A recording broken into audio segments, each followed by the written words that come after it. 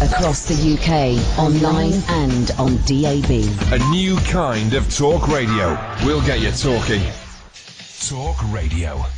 Oh, it smells of men. I've said this before, but they really, those Gould brothers have a very powerful scent.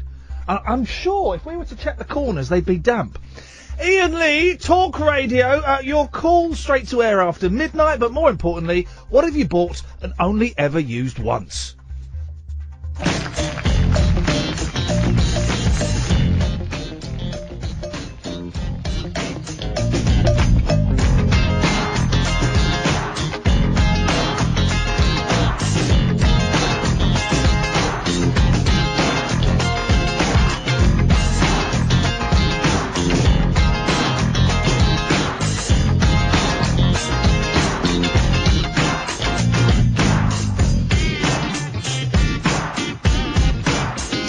Bishy bashy boshy, dear listener. Just setting up the studio to my own personal taste.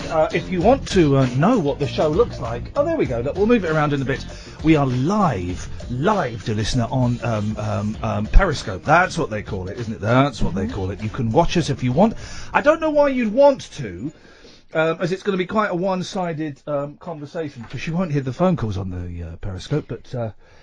Hi. The other thing is, it's not like the old show where we play records and talk about the really juicy stuff. You talk, I'm going to move this around a little bit. Now, all the juicy stuff is on air. You know, we use it all on you, so there's no inside track really, is there? But, you know, if you like it, then that's fine. I don't suppose they particularly want to see you, but it'll be... Oh. Now, am I in that shot? There we go, a little bit there. There we go. I don't know how to make it point Why down. don't we do it that way, so it gets both of us? Well, I'll do it, tell you what, because you're more important. But I don't know how to make it point down. Well, let me have a waggle. You do that. Evening, dear listener. Iain Lee, Talk Radio. Good evening, Id. Good evening. Everybody has lost something today. Everybody's got something to hide, except for me and my monkey. Johnny Gould has lost a beard. Id has lost his glasses. You're wearing the contact. I was going to say, you're making it sound like I've actually physically lost my glasses and can't see anything I'm doing tonight. I don't like contact lenses. They're like Wonder Bras. They're misleading. It won't fit there. It won't fit there because it's a tripod. It has to take up a certain amount of space. Put it back where it was. They're like Wonder Bras, Id. They are misleading. If I were to meet you in a bar, I'd think you had good vision. We get home, and you go, I'm just going to pop these out. And then suddenly, you're walking around like Al Pacino in The Scent of a Woman. That's probably a pretty accurate description. Thank you very much indeed. The way the show works, and that's one of the phone-ins tonight, is what have you lost? What have you lost? 0844 499 1000. We call you back, so don't even worry about that. Busy show tonight. I'm a little bit hyper. The meds that I'm on, they made me very, very sleepy. I'm on these new pills, Catherine. Mirtazapine, right. Ed needs to turn your microphone on. You need to turn the microphone on, you plum. Come on. Chop, boy.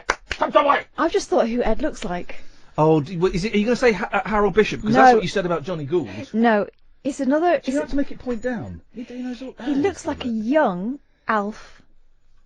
You flaming galah! Yeah. So if they were to do a Home and Away the early years, they'd get this fella. Yeah. Same accent. Well...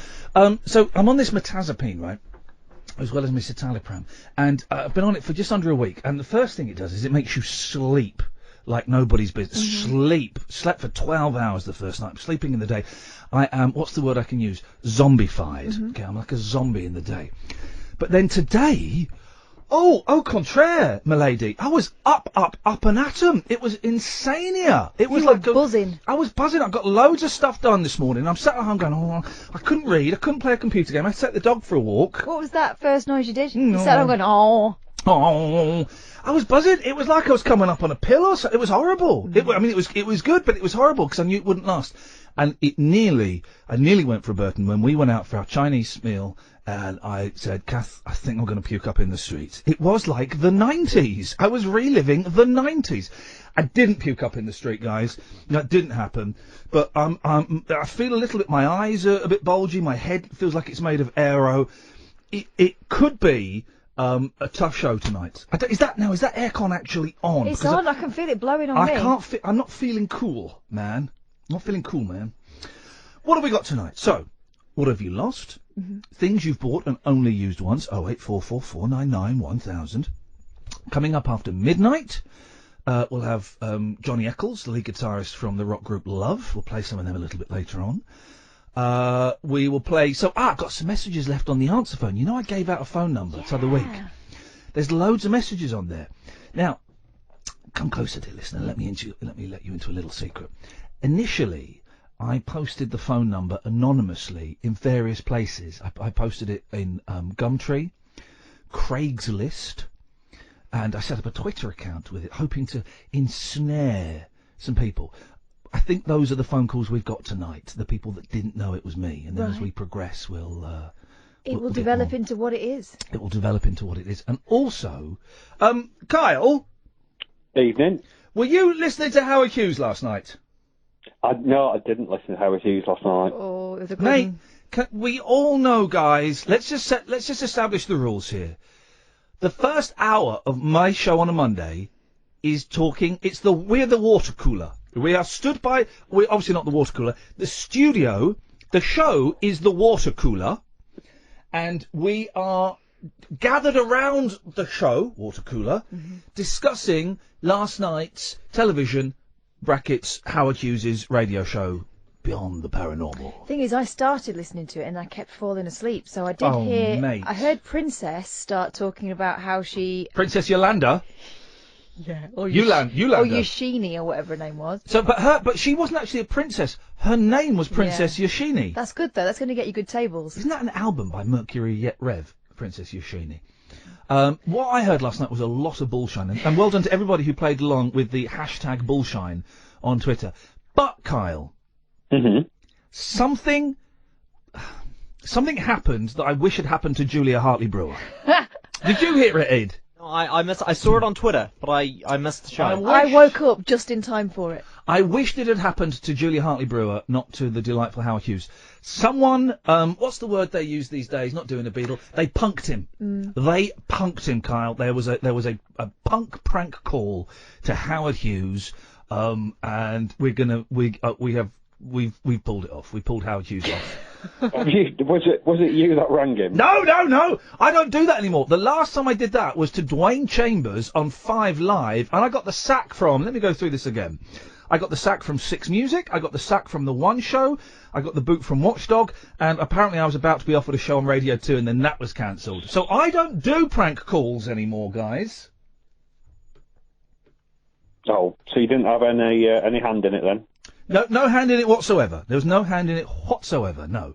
Anyway, Carl, so you didn't listen to Howard Hughes last night, which is disappointing. But you've called in for something, Kyle. What is it? What's it going to be, buddy? I called in for two things, really. One was I was listening to Kath's show yesterday, which was excellent. Thank you. Kath. Thanks very much. Well, technically, you say Kath's show. Yep. It's a best of. Yeah. It's a best of. I'm like a magpie. I nick all the best bits of other people's shows. And some other bits just to make up the time. I'm just putting headphones by the phone, so maybe people on Periscope can hear. I don't think that's... Oh, it might just work. It will work. Can you hear, guys, on Periscope? Can you hear? Say something, Kyle. Hello, testing, 1, 2, 3. Can you hear that, Periscopers? Yes, there you go. You see, it worked. That's good, isn't it? It worked. You see what we've done there? It's like the old crystal radio sets. Oh. So, Carl, let's get to the point, Carl. Let's get to the point. Come on, Carl. So I was listening to Kath's show, and then after that... Technically, I'm going to stop you there. What's the name of the show, Catherine, that you do on a... What day is it? I don't know what day it is. Well, it's a Sunday, isn't it? Right. So what's the name 3 till of it? 5. It's 7 Days of Talk Radio with me, Catherine Boyle. No. What's the name of it? 7 Days of Talk Radio with me, Catherine Boyle. 7 Days of Talk Radio. You can tell your kids it's with you, Catherine Boyle. We know the thing. It's a best of. It's a best of comp that anybody could do, Carl. So you were listening to the best of comp, yes? Well, it was very good. Thanks. But after Catherine had finished, I left the wireless set on, and I heard some DIY bloke, and he called Martin. Yeah. No! He's the fella from Homes Under the Hammer! Yeah, I heard that. You can't diss him. He's genuinely brilliant. I got excited because I walked past him in the street He once. put a window in, didn't he? Apparently so, yes. Yes, he did. I wasn't. Oh, why's your voice gone like? I wasn't dissing him. You're a little bit, Carl. No, not at all, because I enjoyed it. I listened for the 2 hours, and then I was thinking, why don't you do that on your show and make it even more entertaining? And maybe, I don't know, do cookery or painting, something like that. So, are you saying the show is lacking a certain something? Because I know what we can do to make the show better instantly. You're going to cut me off. No. Oh, contraire, Kyle. I'm going to show you how a phone call should go. Kyle, say hello to Alan Caddick. Hello, Good Alan. evening. Hello, Alan. How are you? I'm not bad. How are you? Hello, mate. Whereabouts in the country are you from? I'm in London at the minute. Well, whereabouts in London are you? I'm not telling you that. You might come and kill me. No, I'm in the West Midlands. You see, I know the West Midlands, Stoke and all that. Up Hanley Duck. Guys, can I interrupt for 1 second? I've got to do a little bit of business. Is that okay? Yeah. Just stay there. Just stay there. Let me just pay the rent. Hang on.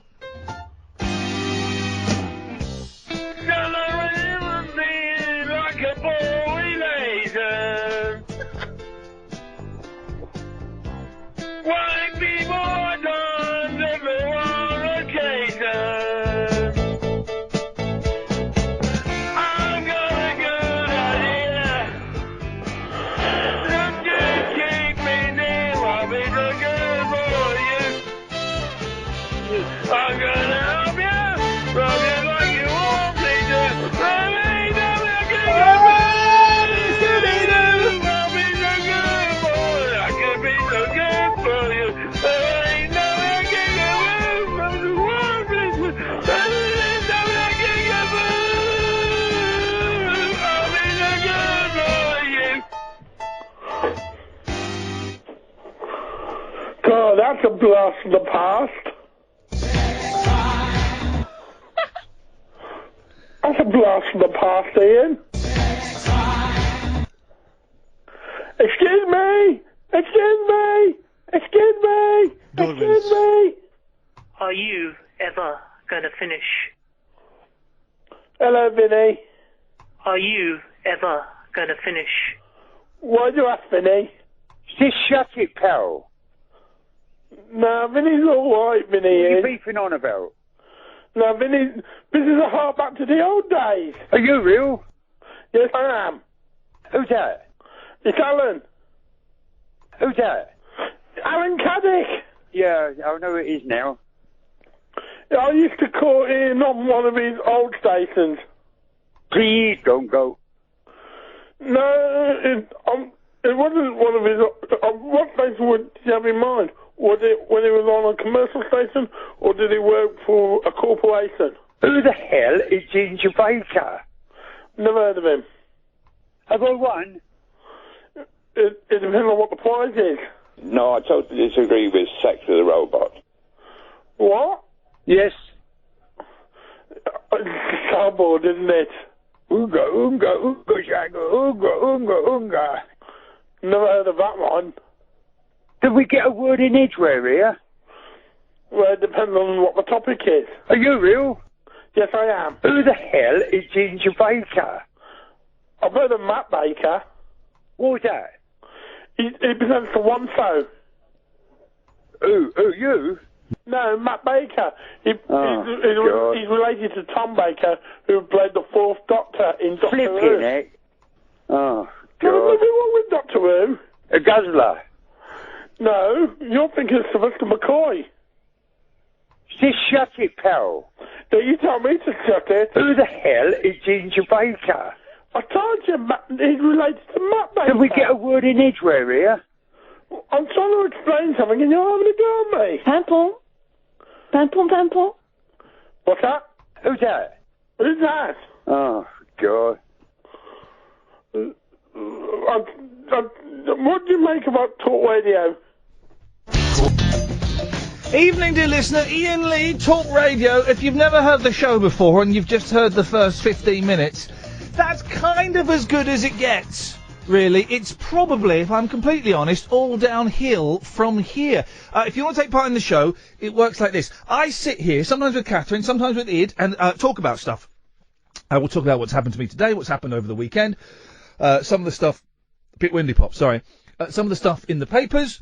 You can call in about that stuff, or you can call in about anything else that you want to call in about? 0844 499 1000 is the telephone number if you want to give us a call. So what Ray's done. Good evening, Ray. Good evening, Ian. How are you, Ray? You all right? Very splendid, yes. Nice to speak to you again. This is my second time on this show. Ray, it's a pleasure to have somebody here for their second time. It really is. Wonderful. I'm very windy. There is a chance, Ray, I have to stress this, and there are people watching on Periscope. There is a chance I might throw up this evening. Oh, Lord, no, please no. No, well, you say that. I'm not feeling very well. On these tablets, I hate to keep going on about it, but they have sent me doolally. Honestly, it's like it's New Year's Eve 1996 again. I don't know whether I'm Arthur or Martha, hither or thither. Oh, dear. Is there a commode in the studio? No, there isn't. But we'll make it work. We'll make it work, guys, if we have to. If we have to, Ray. We'll make it work. That's what we do here. I can just see poor Kath sat there, trying to dodge the chunks. Well, you know what they say. I don't know what they say actually. And what you got for us, Ray? I'm going to revisit a topic from last week. Beautiful. And this is the thing, guys. Can I just say because we got lots of new listeners. Lots. Yeah. We are getting new listeners. You can call in about anything, and if some shows on other radio stations, they will ask a question and they will stick to that question for an hour, right? And if anyone calls in and deviates from that question, can I bring you back to the question, please? And then the next hour they do another question, and if someone phones up and says, just go back to what you were talking about at 10, no, we're talking about something different. On this show, if I spoke about it 6 years ago, you can call in and talk about it. Honestly, I don't mind. Anyway, have a look. Okay, last week you were playing Beach Boys Stinkers. Yes. And you also played the disco version of Here Comes the Night, and about how they got booed off stage when they played it. Yes. Because, make of this what you will, I'm a mobile DJ, and I think it was back in January I actually ended up playing the disco version at one of my shows. And it actually went down rather well. See, in hindsight, yes, I think the disco version of Here Comes the Night by the Beach Boys is great. But can you imagine them premiering it at Radio City Music Hall in New York in 1979, 2 years after disco had peaked, and people have gone because they want Surfing USA and the awful Barbara Ann and all of those things. And then it gets played, and then they get booed off stage. I love the Beach Boys partly because they have made so many missteps in their career. It's wonderful. It's joyous that they've made so many mistakes. I mean, literally everybody was doing disco back then. Cliff Richard, the Bee Gees, ELO. I mean, for heaven's sake, even Squeeze did a disco song. Hang on a minute, Raymundo. What disco song did Squeeze do? Well, I'll say a disco song. Thank you. It was a B-side. Trying to remember the name of it. Don't remember the name of it. It briefly goes disco. Oh, dude, you cannot diss the Squeeze-a-tollers with a disco song when it's only a middle eight. Come on. Well, no. Okay, it was a brief visitation. No. Not good enough. No, not good enough, sir. Anything else, Ray? No, that'll be it. All right, cheers, Liz. Thanks for calling. See you later on. Ta-ta. 0844 499 1000 is the telephone number if you want to give us a call. I know it's 7 pence a minute plus your provider's access charge. We call you back. It's as simple as that, guys. And don't bother with the text or anything. I don't really like texts. I think a phone-in show should be people phoning in and saying stuff. Call me old-fashioned. You can follow me on Twitter at Iain Lee.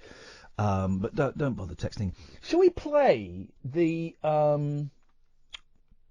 So you didn't hear it last night, Ed. You didn't hear. It is our tick-op from New Zealand. Kia ora. Sorry, local greeting. You got that. Well, the thing is, sorry, you can't Kia ora. The juice. But why would you say? Habit. Sorry. Continue. You're in this country. You will follow our traditions and our rules. Coming over here, stealing our tech-op jobs.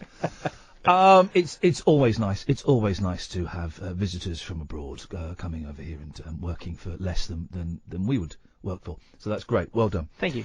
So you didn't listen to Howard Hughes last night? No, What were you doing instead? I was. I can't even remember what I was doing. Probably nothing. Drunk. Not drunk. Drunk? No. What's the tipple in New Zealand? What's the thing that really, if you go out for a night with the lads, I'm sure you do many times, what would you all be ordering? We'd probably be ordering craft beers at our local pub.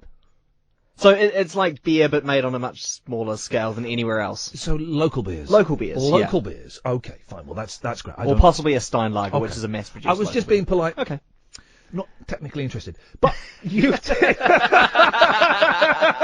you didn't listen to Howard Hughes last night. No, I completely missed it. Well, we were on... I was listening. Honestly, it's becoming... 2 weeks in, and it's my must-listen show on a Sunday night. LBC... We're doing another 3 hours of Brexit. 3 hour Brexit special. Flipping it. And how long have we got till the vote? Like months and months and and years? So, Howard for me, right, and it's all bullshit. I don't buy any of this nonsense. I said bullshit, don't worry. I don't buy any of this nonsense about what they had remote viewers, and they had a ghost hunter, and they had... Oh, what was the 9/11 conspiracy theory that the guy right at the start had? Within minutes we were on... Anyway, I don't buy any of that, but I enjoy listening to it. I really enjoy listening to it. So, now where have I hidden it? Let me just find where I've hidden this. I put it under plums. Yeah, there it is. So, he's got some remote viewers on. Do you know what remote viewing is? No idea. Okay, what it is people... What it is nothing, basically, right? But people pretend that they can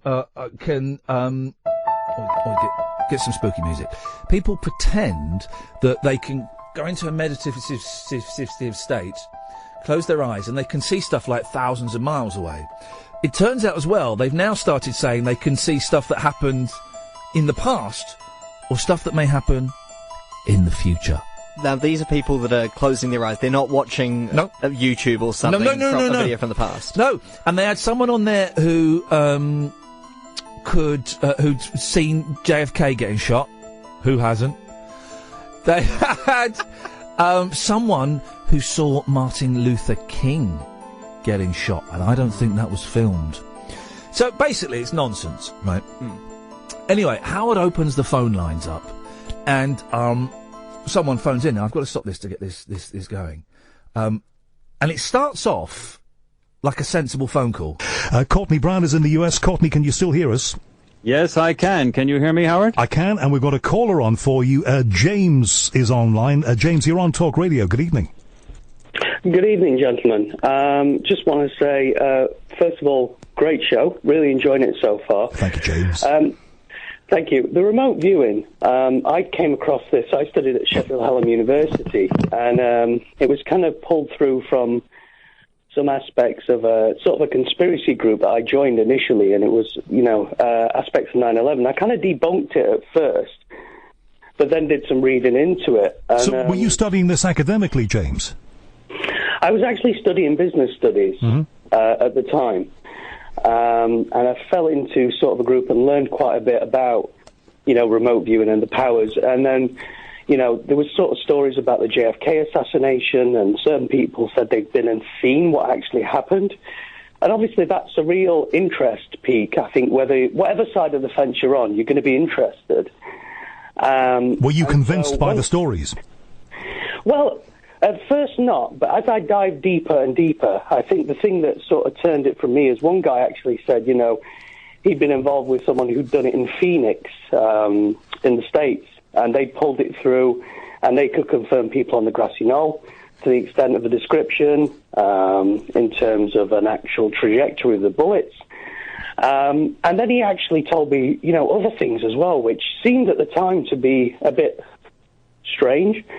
What he actually told me was that Marilyn Monroe, he told me that she was as hairy as a 1960s porn star. Like a lawn. And it's hard to believe that sort of thing, because she always seemed like she shaved, but no, hairy. James, thank you for that. You've got a question for Courtney Brown. Let's get back to the point, yeah? No, we've lost him. Okay. Courtney Brown, this is, obviously the kind of thing that sometimes you get. Let's look at the project. The project to look at the assassination of Martin Luther King. I love the way that He just goes on. Okay, enough of that. What was your question? Oh, I love that. Do you know what? We might play that again a little bit later on. Evening, dear listener. This is Iain Lee. It's Talk Radio. If you want to give us a call, 0844 499 1000. The tap. 0844 499 1000 is the telephone number. Coming up in about 2 hours' time, we're going live to Los Angeles to speak to Johnny Eccles, the lead guitarist from Love. Now, I know most of you won't know who Love is. Well, do yourself a favour. Go and download. Go and buy it on vinyl, you lazy so-and-sos. Go and buy Forever Changes. One of the greatest albums of all time, and he's on there, playing on there. He's coming over with it's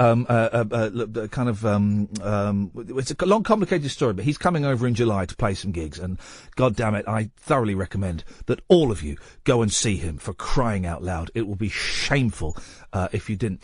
Also, later on, we will play your answer phone messages. I gave out a phone number last week. You're right, Kath, you back? Yeah. Oh, that's great. That's handy. Trying to get hold of Manny, but his phone number don't work. Neither do his eyes. Oh. I wonder if there's a connection. I wonder if there's a correlation. Manny, your phone number, and you know your eyes don't work in an industrial accident. It can happen. Ring us up again. What bits of your body have you lost or broken at work? We can do that. I tell you what was broken at work. My Soul by BBC Three Counties. Oh, no, that was awful, wasn't it? Broke my soul. Still, it could have been worse. They broke, BBC broke more than just souls. Well, they broke our souls, didn't they? Our souls, yeah. Yeah, they did, totally. 0844 499 1000 is the telephone number if you want to give us a call. I'm feeling tonight, normally I last 3.5 years in a job. I reckon 2.5 weeks. The maximum here. Don't. Where are we? Talk Radio. That's it. We can do that. What have you broke at work? What have you broken at work? What have you lost over the weekend? And what have you bought and only used once? I was looking around. I've got too many things. Okay, I've got too many things. But I like things. I did. I remember once having a dinner, and this dinner will be mentioned again in a few weeks on this show. So I need to pay attention. Well, you do actually, because at this dinner is a future guest on this show was being what? The tense got all confused there. A future guest on this show was at the dinner to which I refer, which took place, I'm going to say it, 16 years ago. Crikey. So, shall I tell you who was there? Go on. Shall I tell you who the future guest was? Please. John Ronson was there. Oh, right. Sacha Baron Cohen. Mm-hmm. Other up-and-coming people, me. I was a somebody. And Kevin Ligo, who was the then head of Channel 4. Right. Okay? And he was telling me, and I wasn't really paying attention, and I think that's why my career stalled. Well. About how he had got rid of everything. And I said what you said there. I said, but I like things. He said, no. Things clutter the house, and they clutter the mind. He may not have said that. I may be giving him more wisdom than perhaps he displayed then. But it's true. And I've got too many things. And I was looking around my office. It's called the office because it's got a computer in. And yeah, it's got my records. I like my records. It's got my monkey stuff. And I like a lot of my monkey stuff, although some of it is tat. The Davy Jones Halloween outfit. I didn't need to spend $150 on that. Can't sell it now. Ouch. The dog ate the box. But I've got loads of stuff. The drone that I used once and it cut my ear. Yeah, and then I bought one because you said it was brilliant and it cut me. Yeah. It's full of DVD box sets. I bought the entire Kids in the Hall series on box set, which I've not opened it. I've not even opened it. All of this stuff. So at some point, I want to reach a zen part in my life. Be with you in a second, Manny. Hello? Are you back on the booze? No. Right. You just sounded a little bit hungover. No. Have you got a load of stuff? What stuff? You know, stuff you don't need. Plenty. It's all in the garage. Yeah, it's in the garage. A lot of it's in the garage, isn't it? Do you know what I've got that I bought and never used? Well, I used once, and I can't be bothered because it's such a faff. Pasta machine. Yeah. I thought I'll have a crack at this, and do you know what? It was good fun. I don't need to do it again. You can buy it turns out. I've got a steam machine, you know, you can put the fish in and they're good. You should use that more. good for you. Never been used. It's only been used, I think, twice. The kitchen is full. The kitchen is full of just stuff. I mean, I had an electric can opener, but it was, but it did it itself. Yeah. So you clip it on and press a button and it open a can. Did it not stick to the wall? My gran had one that stuck to the wall. Had a magnet that would hold the can up while it did it. I know the ones you mean. But great. Sorry. Great fun. Used it once. That's it. It's gone. So one day, and I'm getting close to it, Kath and Manny. I'm getting close to it. One day, I want to be able to go with a black bag and just put the stuff in the bag. You put the lime in the coconut, the stuff in the bag, and then take it to the dump, and then that's it. But you can't dump it, though. That's the other thing. I think I could. No. I'm getting close to it. I think I'm a bit too working class about things, because if it's brand new and it's still serviceable, I can't dump it. I'd rather give it to someone. Imagine how you're breathing a little bit heavily there, Manny. I'm waiting to talk to you. Yeah, I know, but you're just a little... It's just starting to sound a little bit... So just back off. I had so much fun. I made myself laugh so much today. I had to phone you up and tell you that I'd made a sex crime hotkey. But I'm getting very close to that point in my life where I can get rid of it all. Don't you feel responsible for it, though? Nope. If it still works? Nope. Oh, I can't dump it. No. Don't need it. Don't need it. We don't need it. What do we need? What do we need? We need nourishment. We need water. Yeah. That's it. Food. Clothing. Well, food is nourishment, Manny. You need clothes. Do you, though? Yeah. Look at the naked rambler. Legally, Look at him. well, legally he needs clothes. No, he doesn't. He does. No, he doesn't. Yeah, he does. No. Yeah. No, there's He's been no told law. if he carries on flashing it about, he's going back inside. Yeah, but there's no law that says you have to wear clothes. Yeah, but there's a law that says you're not allowed to outrage public decency. And do you know he can't see his children because of the way he behaves? No, he can't see his children because of he's. Well, I don't know. That's one of the things that's in the way. There's not. But that's a twisting of the law. There is no law that says you have to wear clothes. If we all stripped off, right? If we all stripped off. Oh, is this where this is going? You start. If we all stripped off, would the police going to arrest everybody? I don't think so. I don't think so. 0844 499 1000. Me speak much sense, Manny, huh?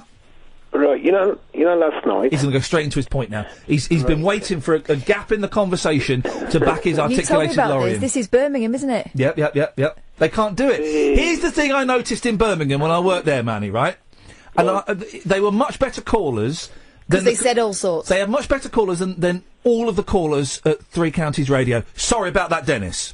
It's not a nice thing to say to me, you rotten old sod. But what you could do, you're West Midlands, but what you could do, Dennis, the 3CR callers could do that the WM lot couldn't do, is you could pick up a spontaneous conversation. The ones in WM, and I told you about it, and I listened to it and I heard it, and they would say, "Yeah, but I didn't phone you to talk about that." They will call in, Dennis. Dennis, you and I are now having a spontaneous conversation, aren't we? Yes, certainly. And Manny, you can't do it, can you? Why? I'm waiting to get in. Exactly! He's waiting to get in! Go on then, Manny, what are you waiting to get in about? Last night, Howard's show. Howard Hughes, yes. Yeah. You know the bloke you was on about who said he can meditate and blah, blah. He said he can meditate and blah, blah, yeah. Yeah, Howard bought a thing in a box, right, and he says, well, could you tell me what's in there? He goes, oh, no, he goes, I need 4 hours. There's a surprise, yeah, there's a surprise. Is that what he said? You need 4 hours? Yeah. I need an hour to meditate, and I need 3 hours to get all the stuff ready, and he doesn't actually do it, he gives it to somebody else to do, actually. Yeah, I didn't understand exactly what his job was. His job was bullshine master. Yeah, and that woman was good. Princess Eugenie? From Scotland. Oh, I started to... yeah, she was good. I started to fall asleep then. Anyway, I'll tell you a quick one. You know... well, hang on. What... Give it... What, you're going to tell us a quick what? You know, you want about nudity? Yes, sir. Right. When I moved here, right, in 1990, there's a young couple behind our garden, and their back door is sort of onto our... upstairs window. Their back door goes onto your upstairs window? No, when you say their back door, is that a euphemism? Hang on. If you look from our upstairs window, you can see into her kitchen. And I swear to my kids, my dad, right, he used to go upstairs at 10 o'clock every Sunday morning. Oh, dear. And she used to cook in the nude with just an apron on. Just an apron on? Yeah. Well, you got to watch out for splashback. Why does he go up every Sunday about this time? And so your dad would go and watch the nudie woman doing the cooking? The old bot. Yeah, exactly. Flipping heck, Dennis. I've got to be so careful what I say here. Anyway, your show's absolutely brilliant. I love it. I used to listen to Andy Goldstein, but you're much better. Hey! In your face! Clip that, because every night, right, Goldstein, for those of you who don't know, he's some chancer who works on TalkSport, and he's... Jason Cundy, yeah. Yeah. And every night he comes in, Goldstein comes in, you nicked my parking space, but peppered with the foulest language I've ever heard. Disgusting. It's disgusting. And he comes in and he brings us topics that he thinks we're going to throw out there, like... Topics last week. Ever been let down by a prostitute? Yeah. What colour's your favourite Tic Tac? Was the one today. And what was it? There was another one he did that was actually quite good, and I thought we'd have that. Anyway, well, Manny, it's. Anyway, do you know what? You've got the best show. You're right. In the whole world. That's a bit creepy, Manny. I'm going to cut you off now, Manny. Okay, pal. Ta-ta. Manny's daddy peeping at the neighbour. Andy Goldstein, yeah. Dennis? Let down by a prostitute. Yes, so I was. Yeah, we'll get that story after this. Evening, dear listener. Iain Lee, Talk Radio. If you want to give us a call, 0844 499 1000. We call you back. Some of you are watching on Periscope. I don't know how Periscope really works, but if you go to @Iain Lee on Twitter, you'll see it there. Or just look for Iain Lee on Periscope. Does that work? Yeah, that works. If you go to search Iain Lee on Periscope in your app or on the web, or even Google, it should come up. I don't really understand Periscope. Me and my friend Paul Garner, who do you know what? We must get Garner on the show one night, because Garner's written for everybody. He's a brilliant comedy writer, and he's written for everybody. And we once were both feeling miserable. I went round his house because I'd not seen him for ages, and we both just went, "Oh, life's a mess." And we cheered ourselves up by watching this guy in deep. Sort of like Texas or something, doing a Periscope of him drinking beer at 8 in the morning. He was just sat on his porch drinking beer, and there was only 2 other people watching him. So me and Garner started watching him, and he was loving it until he called us fags, and they got a little bit homophobic, and we had to we wound him up a little bit. If I'm honest, we wound him up a bit. 0844 499 1000. Iain Lee here on Talk Radio. Kath is there. Ian is there. Dennis is on the line. Yes, Dennis. Good evening. Yeah, when I was in the Navy, we were in Malta and went down Straight Street, the gut, with some of my pals. And this. Are you speaking English? Yes. Why? Because I'm struggling. It feels like we're halfway through a story, and I don't know what. You are halfway through a story. You introduced it. It's about being let down by. It's a prostitute. Oh, do we? I didn't really want to do that. All right. Well, we have to tell Andy we did it. We have to pay him. A minute. So this woman came and sat screwed in between 3 of us. Yes. And she demanded we buy a drink. So I said, "Yeah, I'll buy some gin." Anyway, when he poured it out, I took the glass off, and it was only bloody water. So. Oh dear. Finger in the top of her dress, pulled it out, and poured it down there. Right. So she's got a pair of wet knickers. At least she could go and change the knickers. There we go. That's great. That actually happened. It happened, yeah. Yes, that actually happened. Dennis, have you ever lost any part of your body at work? Not at work. No.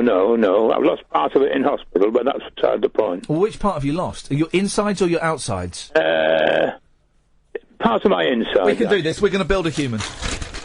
Oh. We're gonna build a human, Catherine. Okay. So what did you lose, Dennis? Well, I lost my tonsils when I was very small. Hang on a minute. I remember this story from last week. Hang on a second. I'm going to draw a body. Yeah. Right. I'm drawing a body. Hang on. And we're going to build the body from lost body parts. So hang on a second. Let me just. That hand really isn't. Gosh, it looks like Morph died on your sheet there. Okay, just show the people at home that that's actually what I've just drawn. Okay, so your tonsils, that's in your throat, isn't it? Yeah. So yeah. Came out with a scoop.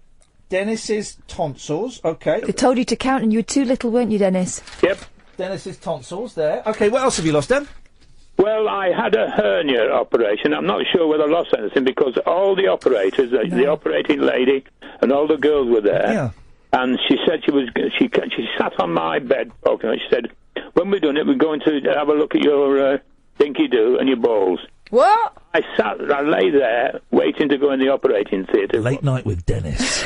Really, it's a little bit blue. Something for the dads. There wasn't a lady there with a big knife. Luckily, you? When I came out, I counted, and still had 2, so I was all right. What is a hernia? Is like when your insides get tied up in a knot. No, you get a little hole in the wall of your. I thought it was when so your sinew got tied in a knot. No. A friend of mine got his testicles twisted. Don't get it twisted. Got his testicles twisted. Someone, I had to. That happens. A friend of mine's husband did, and she took him to the hospital in a terrible state. He thought, honestly, he thought he was going to die. Did he?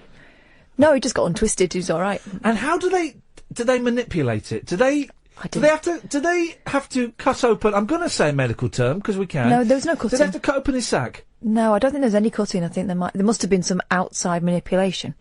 Yeah, what they do, they twist it a little bit more so it's nice and tight, and then let go, and it on. Thanks for calling, Dennis. Bye-bye. Ta-ta. Oh, by the way, I spoke to Kelly today. She sends her love. Oh, and where's this video of you? Oh, I'll do it. I'll sort it out. I'll sort it out this way. I promise. I've got his address for you. I didn't. Did you really speak to Kelly? We texted. She didn't send her love. I can't read the message because it's on the phone. But she said Dennis sounded a bit dead. So he'd not been very. Honestly, he's on the mend. While I was still at the other place, he was ringing up and he sounded dreadful. He's on the mend. But he sounds like old Dennis again now. 0844. Old Dennis. 499 1000. Dennis did lose his tonsils in 1928. Did. Louis Bath, the radio critic for The Lady, is listening, and he can now. He knows what year Dennis lost it. Well, he did repeat himself quite a lot. Right, we're going to build a body. So we've got Dennis's tonsils. Did your friend lose a plum? No. They retrieved it. It was awful. I had to take her. How did I had to tell my happen? husband I've got to take her because her husband's having terrible trouble downstairs. Men's problems. Well, and she oh dear. Yeah, she got to the hospital and they thought all sorts was going on, but it turned out it was just a little bit twisted. Ben wants to know how you're going to find a head for your morph body from removed body parts. Oh, you just wait and see. There'll be bits. You will get a call. We'll get a call from someone. Trust me. Does one? I mean, they are very. It's weird, isn't it, that the male genitals are external and impractical. Very impractical, and they're very precariously positioned, aren't they?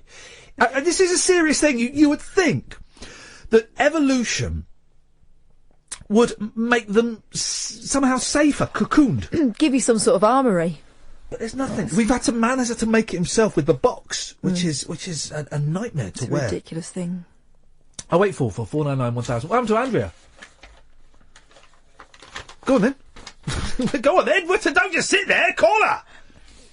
Oh, I'll need to be borrowed. Oh, go on, out you go. Go on and out you go. You see? They don't know how to work. They don't know how to work the studio, guys. That's what's going on here at Talk Radio. If you've lost bits of your body, what have you bought and used only once? What's wrong? Just wanted to clarify something editorially with me. What was we could talk about suppositories. I said we've talked about everything else. Oh, I don't see why not. Yeah. The French love them, you know. You can have a sore throat and they'll give you something for up your. Yeah, I had to have one once, and it was very, very upsetting. It's traumatic to have. It's traumatic. When I had one, I was having a baby, so I didn't really care what was going on down there. To be honest, I just wanted it to be over. It's an unpleasant. It's not nature's way, is it? Experience. Listen, we've got to get this out of the way.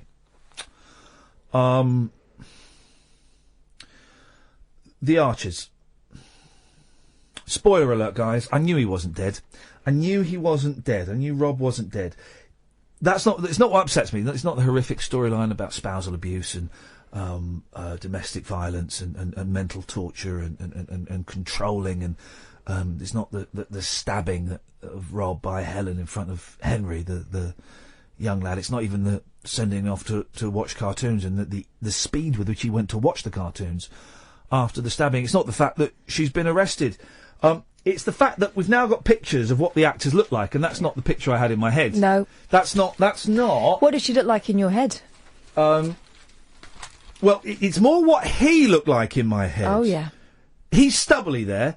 He's not stubbly. He's clean-shaven. He's a man in control. He's a powerful man. He's a weak man, of course, 'cause he's a bully. But he's a powerful man in control, or at least exuding that. So to have him stubbly, no, not good. His hair there is messy and grey. No, it's dark brown with a very, very strong parting. He looks like a weak man. I could probably take him in a fight if I had to. Oh, but then you probably could. He picks on women. He's a big man. He's a powerful man. You're a big man, but you're out of shape. What film is that from? Don't know. I think it's Get Carter. Probably. That's not what he looks like. This woman here is too. She's too beautiful. I expected significantly. You wanted Mousy. Mousy, plain Jane Superbrain is what I expected. So these Louisa Paticas and Timothy Watson. They won't do. What we need, right, they've got the voices. We know they've got the voices. 0844 499 1000 if you want to join in what is fast becoming the place to discuss Radio 4's The Archers. It's Iain Lee on Talk Radio. Louis Bath doesn't like The Archers.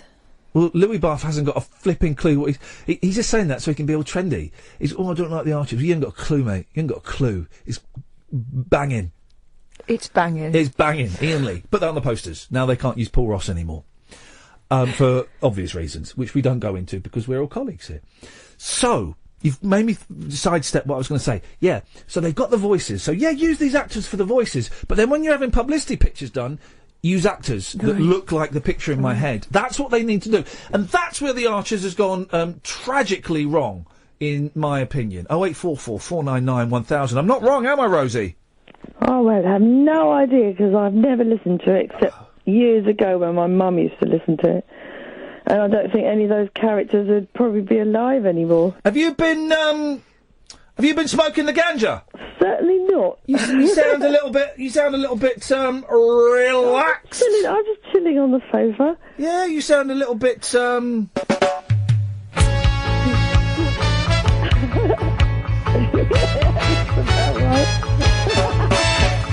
Buffalo soldier, smoking with Rosie, having a fat one.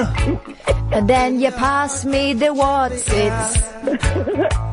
Her granddaddy invented delicious Ribena, but now she's smoking a Pakistani ganja, singing, oi, oi, oi, oi, oi, oi, oi, oi, oi, oi, oi. Hey, what does that sound like? Oi, oi, oi, da da da da da da da da. 1 banana, 2 banana, 3 banana, 4. 4 banana, make a bunch and soda, many more. Yeah, I remember that. Let's see if that works. Hang on, let's see if it works. We're mashing it up live. Is Bob Marley still alive, dressed up as one of the banana splits? It would make so much sense. Here we go, hang on. Hang on a minute. Here we go. This is the most I've ever listened to a Bob Marley song. Oh, I like Bob Marley. Oh, no. Here we go. Oh, Axe me. Here we go. Buffalo soldier, riding a Rosie. Her granddad invented delicious sugar drink, singing. It doesn't. Anyway, you get the idea. Anyway, Rosie, get to the point for crying out loud. Oh, yeah, well, I've lost a few bits. Oh, here we go. We're going to.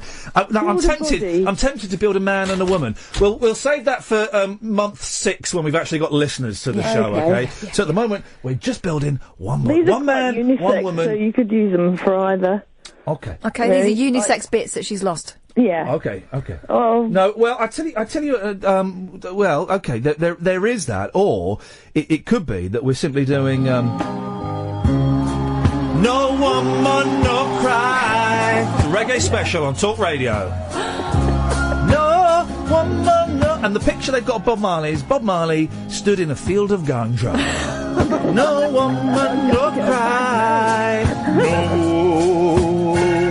No woman, no cry. For years, I thought you were saying no woman, no crime. Well. In That's many ways, pretty it's much true. that's pretty much what the guy Rosie, said about the hostage situation, wasn't it? There's always a woman. There's always I loved how they were laughing at that, the Egyptian. Anyway, Rosie, what have you lost? I've lost a rheumatoid nodule off my knee. So can we call it a knee? Can we say you've lost a knee? Yeah, go on. It's Okay, quite so a big lump. Rosie's knee. Yep. Rosie's knee, and also Rosie's knee, by the way, excellent prog rock band from the end the of late my 70s. the Second side album. of my thumb. They've thumb? taken all the nerve endings out when they tried to remove a thorn. Call it a thumb. Thorn So in my call it the side. end of my thumb. Rosie's thumb. Yep. Okay. And 2 back teeth. Teeth. Oh gosh, we're gonna have to do all the teeth, aren't we? Mhm. Rosie's teeth. Yep. Yeah. Yep. Rosie's teeth. That's about it, really. I think. Rosie, That'll do for any That's person. not bad. That's not bad. That's not bad, is it? That'll I know do, what Rosie. I do. That'll do. No one like no cry. He's so tedious, Marley. No, he's not. I got accused on LBC. I said I don't like Bob Marley. Someone phoned up and said I was a racist. Well, they got you right. Well, that is actually that's libelous. Give it some lip. Talk Radio. Age, you're not wrong. Age says, what about man he's lost eyesight? Does that count? Oh boy, it does. So far we've got eyes, teeth, a thumb, tonsils and a knee. We are building a human being, genderless as is the fashion these days, from your lost body parts. Ideally lost at work, but otherwise a hospital scenario will do. We'll take more of your calls after we get the latest news.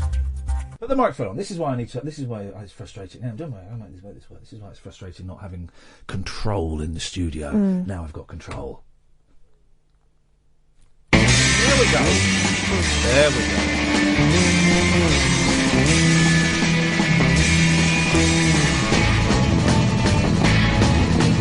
When I was a boy, I thought about times I'd be a man. This is love. This is love, right? This is flipping brilliant. I'd sit inside a bottle and This is the invention of punk rock, right? And the lead guitarist coming on at 12:30. hear my woman room. Best lyrics in the world. Okay, forget Dylan. Listen to this. Listen to this. You can throw me if you want to, but on my phone and I go boom, bim, bim, boom, bim, bim. Yeah! Oh man, this is brilliant, right? I want to ask you about this song, right?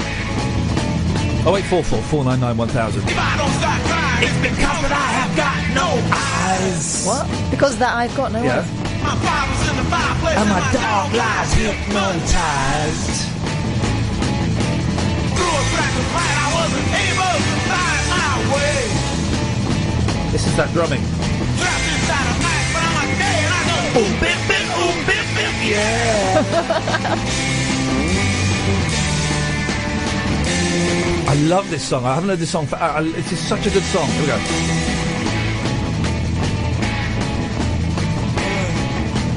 2, 3. Anyway, and on and on it goes. Not for much longer. But there's. What was that? But there is. I've got this bootleg here, which I think we're allowed to play. Listen to. This is. We're going to play this later on. So this is them recording that song. 77. Take 77.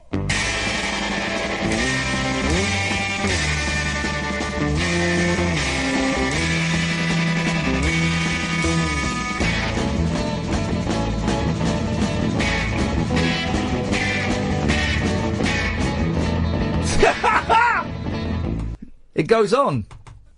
81. And on. Take 87. And I think it may. Take 88. There we go, ladies and gentlemen. Take 88 to get that 2-minute punk masterpiece. 0844 499 1000. Hang on a second. Let me just see if this. Rosie, you've been on already. Oh, the bloody phones don't work. Oops. The phones don't work, guys. I'm glad that problem got sorted out over the weekend. 0844 499 1000 is the telephone number if you want to give us a call. You're more than welcome to. We're going to play the answer phone messages. Excellent. In a little bit. But before that, here's Russ. Yes, Russ. Good morning, sweetie. Hello, darling. Hello. It always, I always get the impression, Russ, that when you call up, you are in your pants and you've got your hand down there and you're touching yourself. I don't know why, but I always get that impression. Am I right? Does that make sense? Do you understand what I'm saying? Well, it's listening to you, Ian. Yeah, it would be. It does things to a fellow like me. It is an erotic listen. It certainly is an erotic listen. There's a phone call. We've got because the phones don't work properly. I've got to keep throwing bits of paper at Id to get that because he's busy doing other bits and pieces, and because I can't take the phones, it's all. But I can go. I'll do one if you want. Well, okay, hang on, Rosie. Hi there. Yeah, you've been on already. No, it's the husband. It's the other half. Right, Cass, go and phone the husband up. There we go. We'll sort that out. Right, Russ. What have you got for us, Russ? Things you bought that you didn't need. But first of all, a scourge on society. You do this a lot, unrequired. Russ. There's unrequired mobility scooters. You do this, Russ. What you do, and listen, we're going to go with this, is you phone up and you flag up what your greatest hit is going to be. You phone up and say, it's like Paul McCartney phoning up saying, all right, Ian, how's it going? It's Paul McCartney. Yeah, I'm gonna play Love Me Do in a second, but before that, can I just do a track off my new album?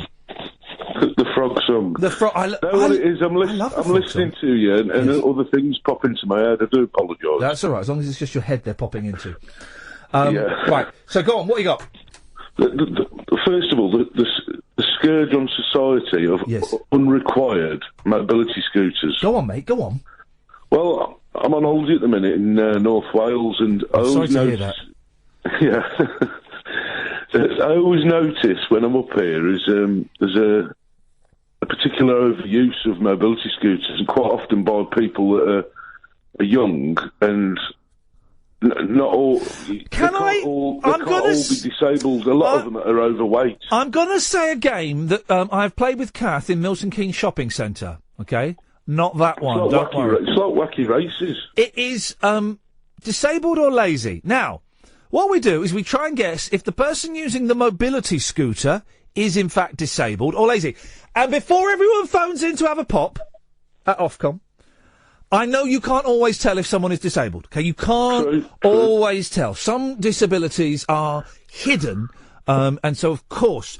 But as you're right to say, Russ, there are a significant number of chances that are just lazy, that are using them just because they. It's like have you ever been to Las Vegas, Russ? No. It's horrible. No. It's the worst place in the world. It's horrible, right? Gambling and prostitution is horrible, unless you like gambling and prostitution.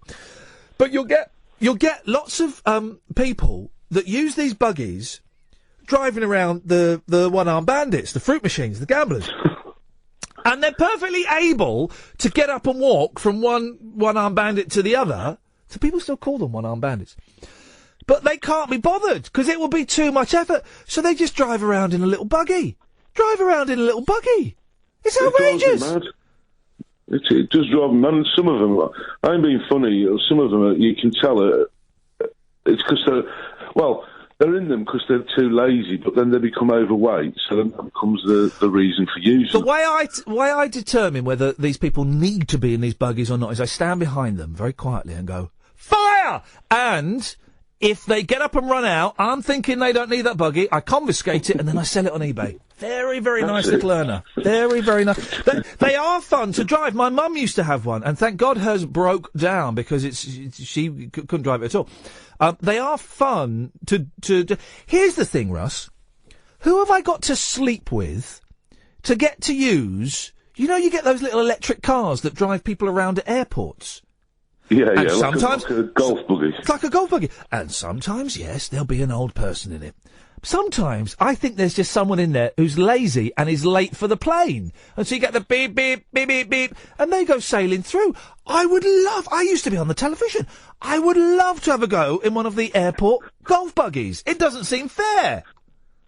I'll tell you a funny story about golf buggies. I bet you won't. Well, just quickly. I bet you won't. All right. No, go on, then try it.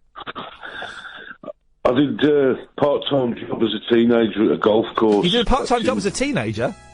Yeah. collecting the balls off the driving range. And we all know that people are the same wherever you go. There is good and bad in everyone, and we learn to give. And we learn Hang on. What are the lyrics to Ebony and Ivory?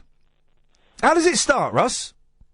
Ebony Is that how it starts? Right, try again. and Ivory. But with the tune. Okay. Let's try again. Try again. Here we go. You and me.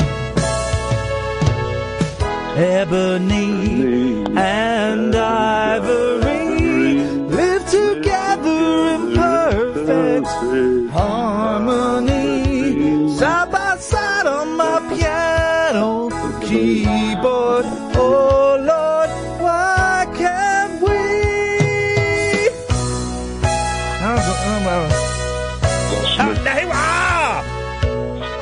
We all know, here we go, that people are the same wherever you go. There is good and bad in everyone, and we learn to give, and we learn to give each other what we need to survive. Together alive, Ebony and Ivory live together in perfect harmony, side by side on my piano keyboard. Oh Lord, why don't we? Bow, bow, bow, bow, bow. Bow, bow, bow, bow, bow. Bow, bow, bow, bow, bow. Bow, bow, bow, bow, bow. You ready, Russ? Here we go. Yeah. Ebony, Ivory, living in perfect harmony. Ebony, Ivory, ooh. We all know that people are the same wherever you go. It's McCartney's Harmony. There is good and bad, ooh, in everyone. I'm trying to do both bits here, Russ. We learn to live, and we learn to give each other what we need to survive. Together alive, Ebony and Ivory live together in perfect harmony, side by side on my piano keyboard. Oh Lord, why don't we? Side by side on my piano keyboard. Oh Lord, why? Ebony, Ivory, living in perfect harmony. Ebony, Ivory, living in perfect harmony. Ebony, Ivory, living in perfect harmony. Ebony, I'm doing it all on my own here, I'm circling in perfect. Lost the plot. Ebony, Ebony, Ivory, I said living in perfect harmony. Ebony and Ivory. Ivory's frowned on a little bit these days, unfortunately. Living in perfect. Another 37 seconds, Russ. Can you believe it? Ivory, living in perfect harmony. Ebony, Ivory, living. Why does it sound like a MIDI file? I paid 99 pence for this. It sounds like a MIDI file from the 80s. All together now. Ebony, Ivory. Russ, that was excellent. Thanks, that buddy. All right, mate. No problem. You'll be having that Nigel from Maidstone ringing up next. Oh, God, please, please don't. Okay, guys, we're going to... turns out...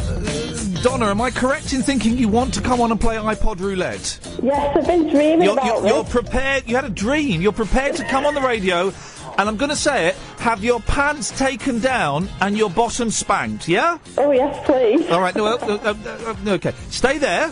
We need a judge for our iPod Roulette, 0844 499 1000. We need a judge, and we will calibrate the judge this time. We didn't calibrate the judge last time, and there was... I forgot I had this. Have you heard this? It's a string quartet playing the greatest hits, ladies and gentlemen, of Fleetwood Mac. It's a cracking album. It's a cracking album. Someone just reminded me on Periscope. Thank you. You can go and watch the show on Periscope this evening if you want to. You can tweet at Iain Lee, or you can give us a call, 0844 499 1000. It's Mr. Ribena Rosie. Good evening, Mr. Ribena Rosie. Hi, Ian. Hello. Hello, fella. What you got for us, boss? I'm going to have a swig of water while I talk to you. What you got? Losing bits of your body. Go on, what have you lost? And how? Well, this happened to my dad. Okay, we can take parents' body parts. Of course we can. We're a new radio station. During the Second World War, when he was a soldier, he in France, he wasn't injured, but he got a condition that meant he needed a minor stomach operation. Okay, yeah. So he was taken back to a field hospital back in France, and at this place they had a surgeon, and they arranged to do the operation. Fantastic. Like MASH? Yeah. Now, because the army likes to do things efficiently, for that day they found another soldier who needed the same operation. And they lined them both up together, so they're both in the same room, like side by side. Hey, that's handy. Hey, we should get. Who's the fellow? Who's in charge of the hospitals these days? Is it Hunt? Well, right, get Hunt on the line. And I won't say that again, just in case. And get him to. This is a brilliant way to save money and boost morale. Although you might want to hear the outcome of the story. Well, they were both prepared together. They were prepped for the operation, and one went in, had the operation, came out obviously unconscious. Yes. The other one went in, had the operation. Anyway, a couple of hours later, they both come round and they're recovering. And the surgeon. And they'd had their heads swapped. No, well, the surgeon came around to check how they were. Of course. And he said, by the way, while I had you open, I noticed your appendix looks a bit inflamed. So I thought, well, I'll save time because that might cause you a problem in the future. I'll whip it out now. But he said, but I'm buggered if I can remember which one of you it was. So hang on a minute. So my dad didn't know whether he had an appendix or not. He might have lost it. He might not. Flippin' heck, you think he would have marked it with an X or something, like that? Is your dad still with us? Your dad's not with us anymore, is he? He's not. No. Did you? I mean, if this crosses the line of taste, then please let me know. But I will always be curious. I mean, when he passed, was there any chance of finding out? You couldn't say, listen, the mystery of our life has he got appendix or not? Could have said something suspicious about the end, and could they do an autopsy? Listen, Mr. Rosie, Ribena Rosie, it's always good to talk. Thank you very much indeed. 0844 499 1000. We don't have a judge as of yet. For iPod Roulette. If we don't get one, Donna... No. The game can still continue. Oh, okay. But it just means I'm the judge. Oh, right. Right, you say... I'm going to win then, am I? Well, no, I've said that, and now the phones have literally gone mental, and by mental, I mean one call. Is called... Still, I mean, it's one call that Julia Hartley-Brill would die for. 0844 499 1000 is the phone number. Tell us a little bit about yourself, Donna. What 32 years old? 32? God, no. Older than that. 49. Not that old. 38. I turned 40. 40. Okay, so you're an old so-and-so like me. Okay. Which is great news. What kind of music would you have on your iPod? I've got all sorts of crap, to be honest. There's all sorts of crap. I gave the iPod to my brother, and he just downloaded. That was a bad mistake. Why would you do that? For me, my iPod, I've got an iPod Classic, right, and it's a few years old, but it's 120 gigabytes, and it's the one with the wheel. They don't make these anymore. Oh, mine's the same. Mine's an old one. But dear Apple, if you want to make a few quid from my pocket, carry on making these, but put 500 gigabytes in it. Because I would buy that, because I've still got loads of music I can't fit on there. I have to pick and choose what I put on there. Get a 500 gigabyte classic style iPod, and boy oh boy, you would get my dollar. But they're easier to use as well, aren't they, them ones? And also, all I want it to do, I don't want a camera, I don't want Sky, all I want to do is listen to music on it. That's all I want to do. That's true. There we go. Right, okay, I think we've got a judge. Rob? Oh, right. Hello. Rob, are you prepared to be the judge this evening? I am fully prepared and ready and willing and able. Okay, what we're going to do, we did this last week, and we didn't calibrate the judge, okay? And so there was a controversy. It was Kyle, I think, and we had to boot him off. Yeah, it was Kyle. So we're gonna play a practice round, just to make sure, Rob, that you're calibrated correctly. Yeah. So that we know that you're functioning properly. Donna, this doesn't count. Okay. It's only a practice. You go first. What pops up, my dear? Right, okay. It could be any random old shit, so I'm just, warning you now. Warning you now. Well, okay, I'm warning you now. This is not Talk Sport, young lady. All right. We do not. Sorry. We do not. Exactly, Rob. We do not allow indoor language on this. We think I'm Andy Goldstein or something. I'll give her a yellow card. Yellow carded. Yellow card for that one today. Let's All go. right, let's see what we got. Okay, let's see what we get from the potty-mouthed lady. Can you hear? It is Suede. Handsome as home. It's Suede, is it? Can you hear that? Okay. All right. Okay. Well, this is my go in the calibration round. Was that Slade or Suede? Suede. Okay. And here's mine in the calibration round. Hang on. Turn yours off now. Here's mine. Here's mine.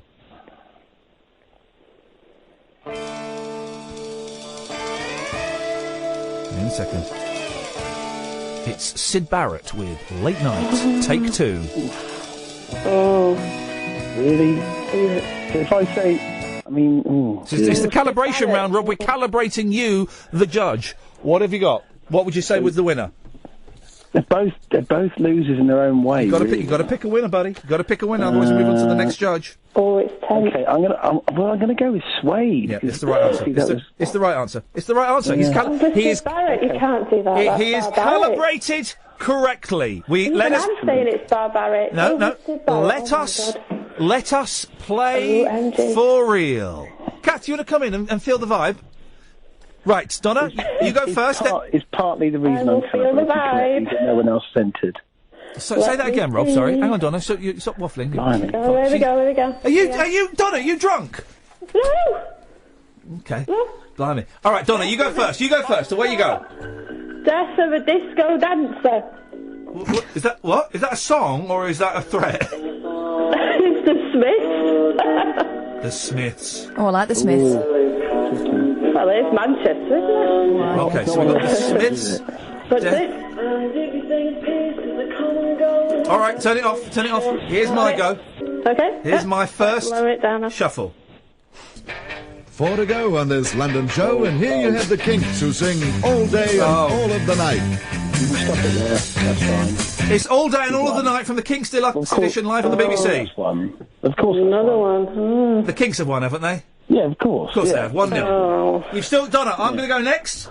We've both got our passes if we want to play them. Okay. Are you going next then? I'm going next. All right. Controversially, it's the Buffalo Springfield. Down to the wire. I'm going to pass on the Buffalo Springfield. Oh. I'm passing. Cheeky. And we got... Oh. What is that anyway? Hang on. Sounds like a Who. No, it's the Beach Boys. Why is my iPod so quiet on here? I don't know why it's the Beach Boys. I didn't know the Beach Boys have done that many songs. Oh, it's the Beach Boys. It's an instrumental version of Darling, I'm afraid, from the album Stacco Tracks. It's a tough call. I should have perhaps... Okay, what's yours, Donna? What have you got? Let's see what we get. Let's see what we get. Let me see. Oh, Pulp. Babies. Oh, yeah. Babies.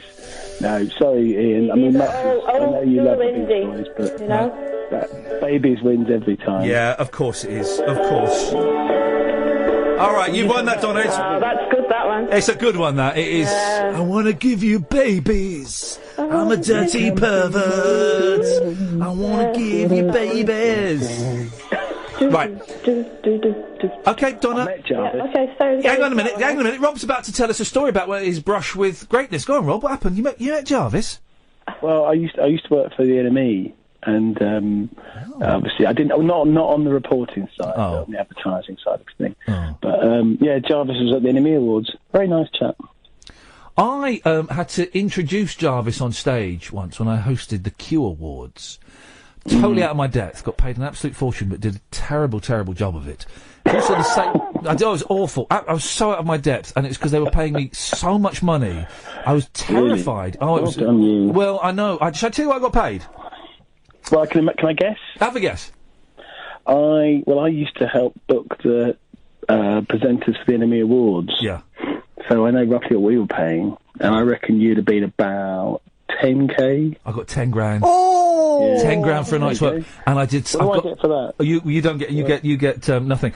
And I've got it on video at home, and I've never watched it because I did such a bad. I was out of my depth, Rob. I was out of my flipping depth. I mean, I got to meet amazing people. I almost. 10 years or later or early. Or It later. was. Dark times. It's just to say that 10 grand didn't last very long at all. Right, on that bombshell. Lovely night. Right, tell you what we're going to do is we're going to take a quick break, and we're going to come back with the third and final round after these short messages. Across the UK, online and on DAB. Drive with Sam Delaney on Talk Radio. We'll get you talking. Ladies and gentlemen, start your engines. Fuel your appetite for adrenalised afternoon radio on the Drive Time show that's going all over the country. Original afternoon entertainment with me, Sam Delaney.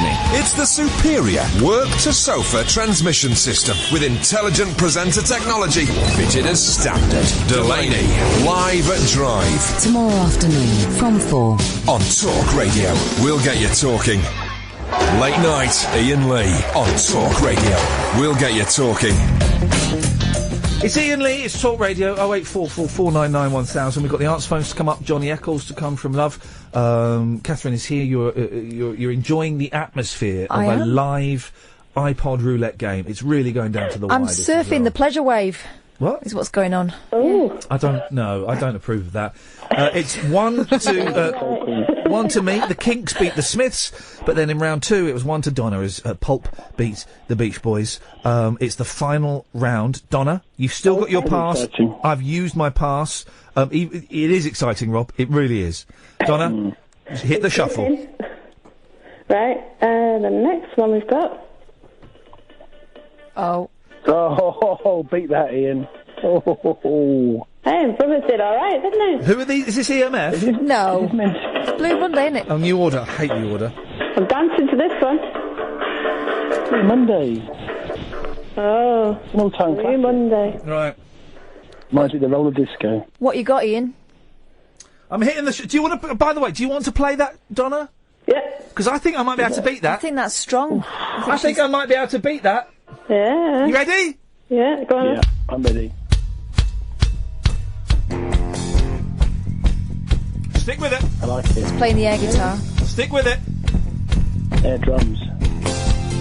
Oh. Isn't the right thing to do? Fleetwood Mac live. Things that I feel. It's only Go Your Own Way. Fleetwood Mac, The Dance, live now.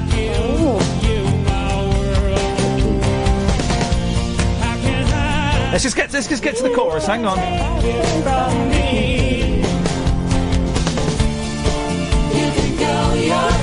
Baby. Yeah, oh baby. Rob, it really is, honestly.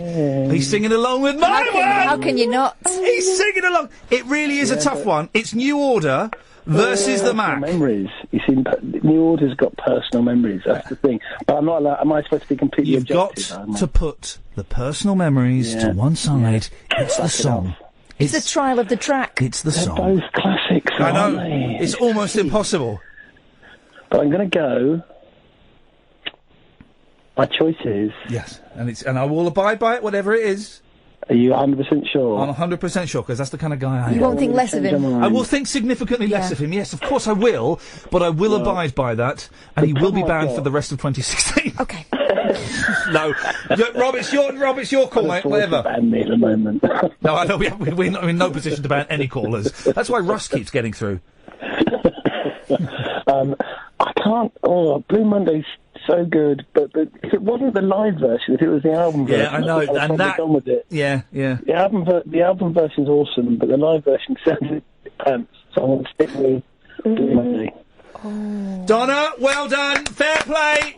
Fair play, Donna. It was a fair fight, wasn't it? It was Donna, you are the reigning champion of iPod Roulette. Feel free to call in at any point and challenge anybody, Donna. Oh, I will challenge can I take her on somebody. at Yes, some I point? will. Can you do what, Rob? Can I take her on at some point? Rob, say that again. I can't hear you. Can I? Oh, he accidentally got cut off. Oh. That happens sometimes. That I happens. think he wanted to take me on. I know. Would you? I'm going to cut you off before it starts getting mucky. Thank you, Donny. You've been a good sport. There we go. 0844 499 1000 is the telephone number if you want to give us. I mean, how could they? He's right. It's the live version, and Lindsay Buckingham's vocals are always a little bit ropey on the live versions. Always a little bit ropey. But still, those harmonies when this chorus hit was. I don't believe those harmonies were actually created live on stage. I think there was a little bit of sweetening going on. All live albums are touched up. They're touched up in the studio. I couldn't believe that when I found that. All of them are. The last Beach Boys album, the 50th anniversary, it was a good show, right? And they were old men singing, right? And it was beautiful because it was old men singing. But the last live album, I listened to it once, it was all auto-tuned. It was like listening to blooming Transformers singing or something. It was rubbish. Optimus Prime. It was rubbish. I couldn't believe it. What a waste of money that was. And I've got the live DVD, and again, 3 tracks in. It's like, I'm not watching. It's like watching a computer game. There's a reason why they give those away with the mail, isn't there? No, what? No, I bought that. No, but they do. The live album. Oh, you get a free Fleetwood Mac album with the mail, and it'll be some dodgy live one. Well, no, it's because of anyway. It's because of who owns the rights to it. And they, you reckon? Yeah. I do. Why'd you have to get technical? Just let me have it. Bobby. Hello. Hey, Bobby. How are you? I'm remembering the second most horrific film I've ever seen. The most horrific film I've ever seen is Threads, which Kathy Burke, one of Britain's greatest actresses, watched today, apparently, for the first time. She's been very quiet on Twitter. I'm sure she has been, I want to say humiliated, but that's not the word, but I'm going to say it. I'm sure she's been humiliated by just how awful that film is. The second scariest film I ever saw, Bobby, and I've mentioned this before, it was when video recorders first came in, so I would have got one. We got one in 1979, 1980. Off the back of a lorry. It was stolen. We had to hide it behind the sofa. I wasn't allowed to tell anybody at school that I had a video recorder, despite the fact that nobody else in my school had a video recorder. So of course, a secret to carry around. Of course, I told everybody we had one.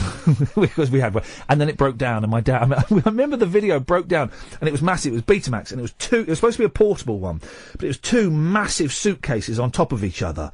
And I remember him going to some bloke's house with this broken video, so I'll be back in a minute. And he came back half an hour later, furious, saying, well, we lost the video.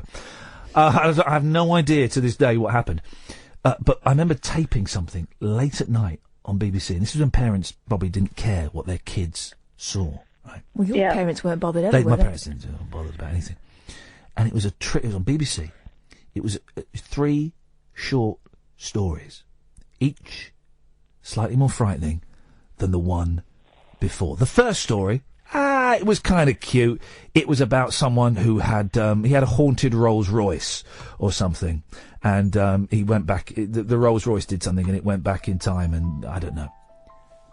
The second story, a little bit scarier. Vampires. There were vampires in the town. The third story was terrifying. It was called, and this is what reminds me, it was called Bobby. A woman lives alone with her son. Bobby. Bobby, on a cliff. Right. Bobby falls off the cliff and is swept out to sea, dead.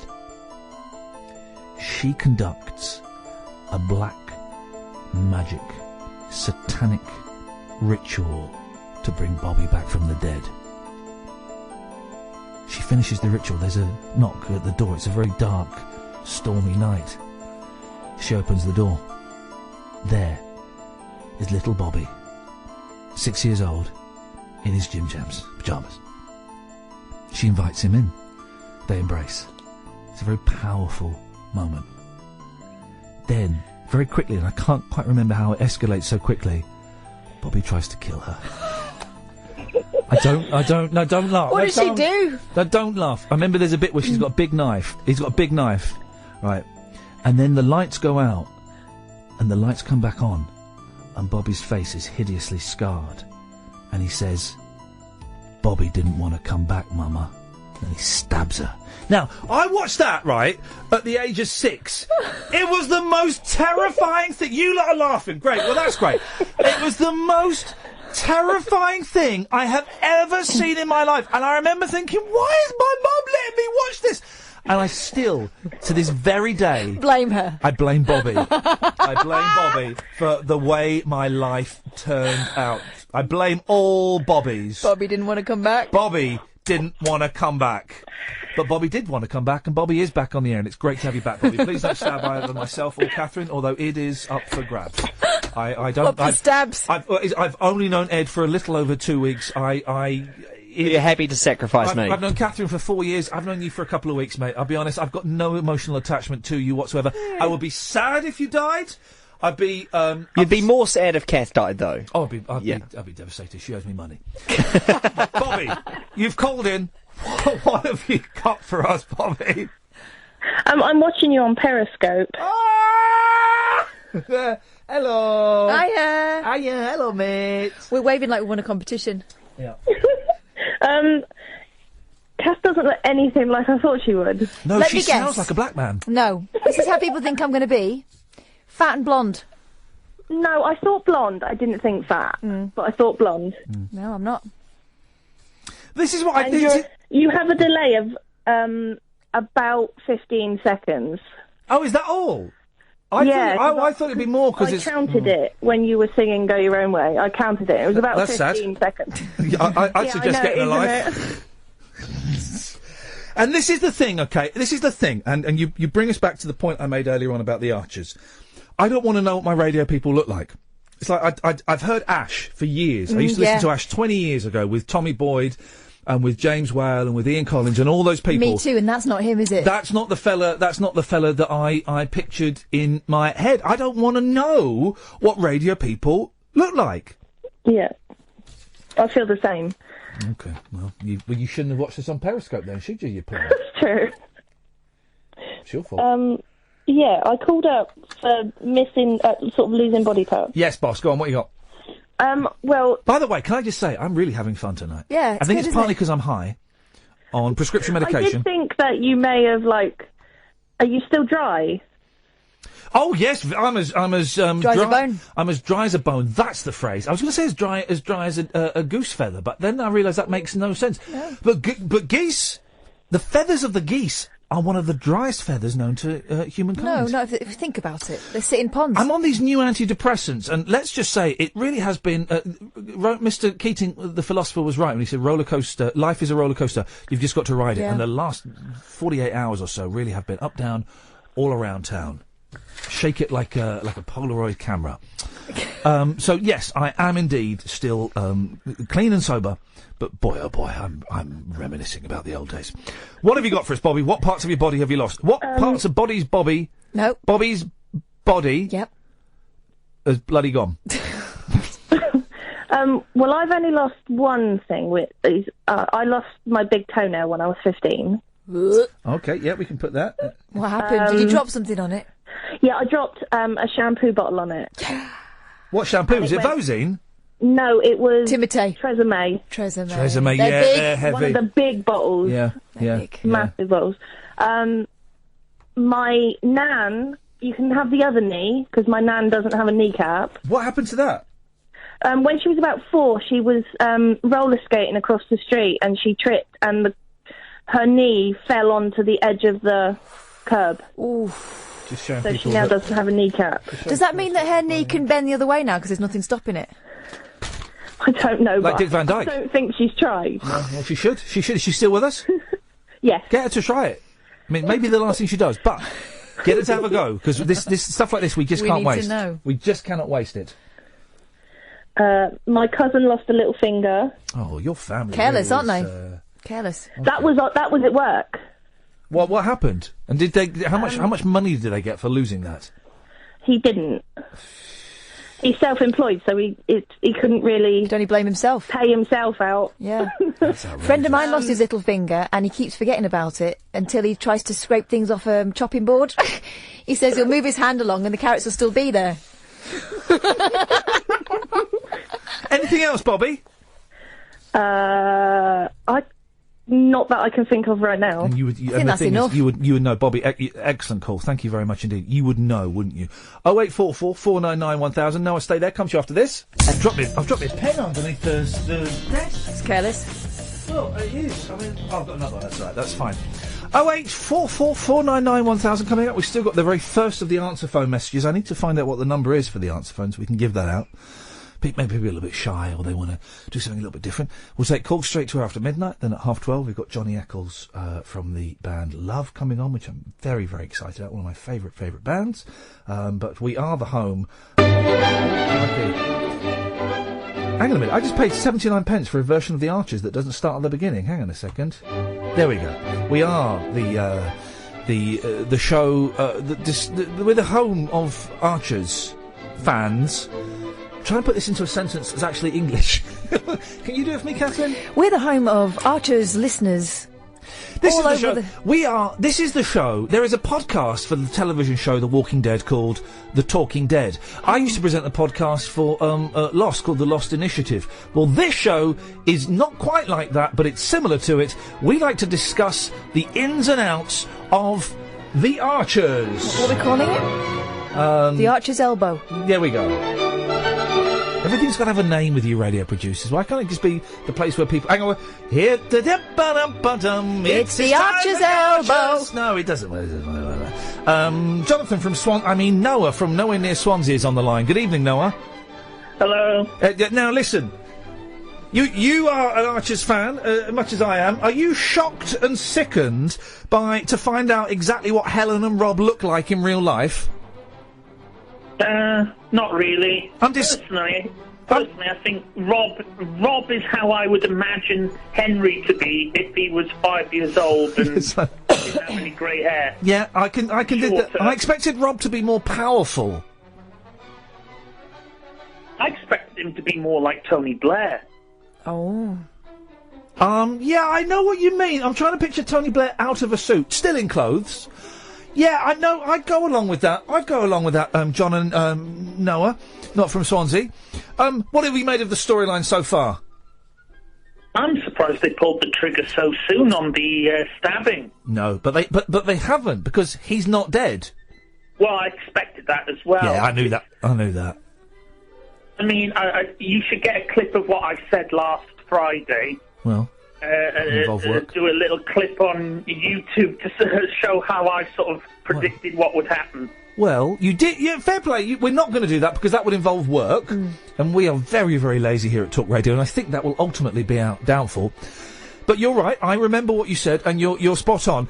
I knew he wasn't dead. It was a great episode yesterday, the stabbing episode. It was a great episode. Catherine, you're pulling a face almost as if you haven't been listening. No, I haven't listened to it. Why? Life. Oh, I'm generally at work when the Archers is on. 15 minutes a day. Yeah, when I'm at work. Get a podcast and listen to it on the way in. All right, well, I might do. Oh, hang on, it's the end.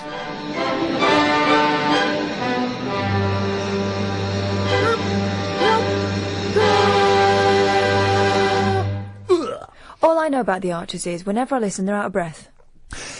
Gotta say, having real trouble lambing those cows. You didn't help me with these milk bottles. Oh, what? Wow, that looks great, Pip. Do you need a hand with that, or are you going to be okay? These bags are so heavy. I'll get 2 pints, and what's on the menu today? They do a lot of that, don't they, Jonathan?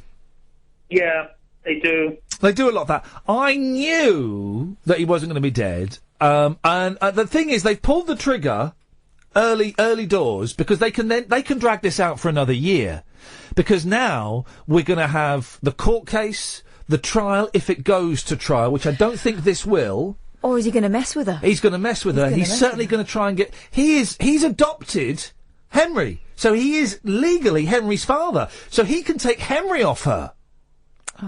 Which... and that's what's going to happen. He's going to turn everybody against her. I reckon, Noah, the whole village is going to be against her, apart from, her sappy friend and maybe her mum. But the whole village is going to think that she has been the perpetrator of the spousal abuse. Or that she's just a crazy woman. Or that she's just a crazy woman, as so many of them often are, aren't they, Jonathan? Yeah, I missed tonight's episode. I've been catching up on reading pornography. The latest. I was catching up reading the latest edition of the Judge Dredd Mega Collection because it didn't turn up at my newsagent when it was supposed to last week, so I had to order it off eBay. Yeah. Irritating. Yeah. Well, was it? But so when are you going to listen to the Archers tomorrow lunchtime then? I'll probably listen to it in the evening. Okay. Well, you can't listen to the rest of the show because we will be talking about what happened. I don't want to spoil it for you. I don't care. Oh, okay. Well, what happened was her friend came round, found that he was still breathing, called the police, and then the police came and basically arrested her. Henry went to his grandparents. Oh well. First of all, Helen used the wrong knife. You used the steak knife. You also plunge it in the heart, and you have to do it in the right order, or because Rob is apparently possessed by an evil spirit or something. And what was that dozy? What was that dozy friend of hers doing? Not, making sure he was dead. What's the right order to? So use a steak knife. What's the right order to stab someone then if they're possessed? I don't know. You have to. I read it somewhere in Frankie Boyle's autobiography about how someone botched a similar attempt on Margaret Thatcher. Right. Gosh. You really are a revelation, Jonathan. Good to talk to you. Take care. You too. Bye. Ta-ta. Ta-ta. We'll speak soon. Is he real? Yeah. Andrea. Hello. Hey, Andrea. Are you okay? Yeah, I'm good. Are you okay? I am. Are you still having a high? I'm kind of I've got the munchies now. I must be honest, I was on the same medication as you, and I used to get high as well. Oh, does it last? I don't want it to last, because it was not a pleasurable high. I had an allergic reaction to it, so I ended up in an ambulance, so... Oh, flippin'. It wasn't a pleasant high. I'm quite sensitive to these antidepressants. I was on, like a really low dosage of sertraline for a while, which is quite a popular one.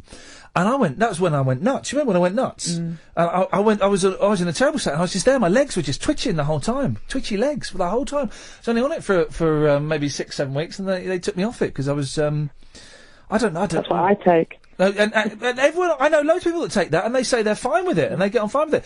But I just, I went funny. Was I asleep? I can't remember what. I was a bit zombified. Yeah, you were very kind of vacant, closed off. Yeah, and jumpy legs. Really jumpy legs. I remember lying in bed and just thinking, I've got to get up and walk this off. Mm. Well, it's only the first week. I'm still on citalopram, and this is kind of to complement it to help me sleep a little bit. But we'll see. It's only the first week. I'll give it a month or so and see how we get they say a month to 6 weeks. Yeah, but I've had boggly eyes, and I don't like the boggly eyes. It does remind me of the 90s. Anyway, Andrea, what you got for us? Well, you already mentioned the suppositories. Yes. Oh, yeah. We're going to do a suppository special, weren't we, or something? Andrea wanted to talk about them, so let's let her. Okay, yeah, let's let her. No, it was just the one thing that you buy and only use one. Oh, dear. Oh, Andrea. Dearie me. You're right, though. She's right. Myself. She's not wrong. Dearie Yeah, me. I couldn't help myself. Well, and also, I've lost a part of my body as well. Oh, go on, what you lost? I've lost the nerves out of my foot. So we'll have a foot. We'll have a foot. What? How have you lost your nerves? I had something called a Morton's neuroma, where the nerve became exposed. Ooh. And they had to take the nerve out. Wowzers. How do they take the nerve out? I'm imagining that there's like let me just finish this. I'm imagining that there's like a little hole in your foot, and it's like a little black thread coming out. Pull and a you string. pull it, and you pull it, Go. and you pull it, Kind of. and you pull it, and it's like, and that's how you do it. Is that what happened? More or less, I've got a scar on the top of my foot, and as of today, I've got a black plastic splint boot as well, because I've got issues with it. Mate, issues. Hang on a second. I can do this. Hang on. She's got issues with shoes. Issues. She's got issues. It's issues. Yeah. Do you mind us mocking you like this, Andrea? No, do I? Okay. She's got Do I? issues with the dishes tissues Oh, nice. in her shoes. There's something there. Work on it. There's something there, Andrea. You can take that and take it to your support group and throw it around. Maybe they can come up with something. So have you got that thing where you could stab a fork in your foot? Stop it. No, but Can you splash a hot bath on it and no one will? Well, it's only part of my foot, but the part of the foot where there's no nerves, I have no feeling in that whatsoever. Oh, blimey. I mean, that... Flippin' I'm trying to think of a scenario where that could be helpful. Well, there are very, very few scenarios. I can think of one or two. Firewalking. Well, only if it's underneath. It's underneath. I imagine on the top of your foot. It's both. It's to cut the top of the foot to take the nerve out from the This is beautiful. Yowzers. Oh, then there's loads then. There's loads then. Firewalking, glass walking. Russian roulette in the foot. Yeah. Shot in the foot. I don't think they play it like that. Well, you could, or if you're just with some, you're with some. Okay, you get taken by. You're in Syria, and you get captured. Right? Heaven forbid this ever happens, Andrea. Don't go to Syria. You get captured by the old IS boys, right? And I'd talk them to death. Well, possibly. You and Kath both, and you say, "You don't want to mess with me, Daesh." And they'll be like, why are you calling us Daesh? How rude. How rude are you? What are you doing? Why are you calling Why are us they Daesh? Chinese? Oh. You say, you don't want to mess with me because I am tough. I can't. Where do you come from, Andrea? Where do I come from? Rochdale. Rochdale. I'm Rochdale hard, I am. I'm Andrew from Rochdale. Oh, are you doing my voice now? I'm Rochdale hard. What do you mean, Rochdale hard? What is this, Rochdale hard? You say, right, you see that knife over that? Give us that knife, right, give us it. And then you take your shoe off, right, you go, watch this, fellas. Hey, have that! And then you stab yourself through the foot. Make sure you get the foot that is the one that's got no nerves in. While looking them in the eye. Look them in the eye, and then your foot is impaled on the floor, and you lift your foot up, and the knife goes right through it into the floor. And they look at you, and they cack their pants. And you go, right, here you go, here's your knife, right, have that, fella. Next question. See that door? I'm walking through it, and you're leaving me alone. We're all like that in Britain, IS, so don't mess with us, alright? We will not have it over here. Right, Daesh? Have it. You have it. We won't have it. And you walk out, and then that's the end. And that's the whole movement collapses because of your foot, Andrea. So it could be used for good. It could be. Okay. So there's a. Yeah. I notice you're not volunteering to go and do that now. No, I haven't got a passport at the moment. Okay, that's fair enough. That's fair enough. That's a good enough reason to allow the war on terror to continue. It's good that we're national now, because you can do my voice to anyone who rings up from the north, can't you? 0844 499 1000. Don't call for a second, but store that number in your phone. When we come back, we're going to play the first collection of answer phone messages, and then we'll take the call straight to air, and then at past, we've got Johnny Eccles. I honestly, the band Love. Do yourself a favour. Go and buy Forever Changes on CD. It is simply one of the most beautiful albums of all time. This is Iain Lee, and this is Talk Radio. Yes. Hello to everybody that's watching on Periscope. If you look for Iain Lee on Periscope, I guess that's how it comes up. I don't really understand it, but some of you have been there for the whole evening, you strange people. If you're listening at home on DAB, online, on your app or whatever, that's wonderful. If you're listening to the podcast, that's kind of cool. We're going to take calls straight to air now for the next 30 minutes or so. 0844 499 1000. Now, I did set up a little phone number that people... No, I didn't wash my hands. I didn't have time to wash my hands. Sorry, guys, I didn't. Sorry. Next person that uses this will be Paul Ross, so he's used to it. Now, steady. Now, I set up a phone number, and I can't remember what the phone number is. So if anyone remembers it, if you could tweet it, and I'll put it out there. And then I set this phone number up like about 6 weeks, a couple of months before this show started, and I was hoping that it would kind of be caught on the wind, and that people would go, oh, there's a phone number, and it says to phone it. We'll phone it. A few did, but not very many. And I think half the people knew what it was, knew that it was me. I don't know how. Half didn't. So we got some. And I'd forgotten about it, and then Geeky Girl said, why don't you have a phone number where people can phone up and leave messages? And I was like, yeah, I've got a phone number where we can do that. So I don't know what the phone number is. I'll tell you tomorrow. I can find it. It's on my phone. My phone is set up doing the Periscope. But I went on there today for the first time, and I listened to a lot of the messages, and I put them together and I collated it. And you may need to ride the levels a little bit, Ed, because levels is not my forte when it comes to editing. But this is the first batch of answer phone messages.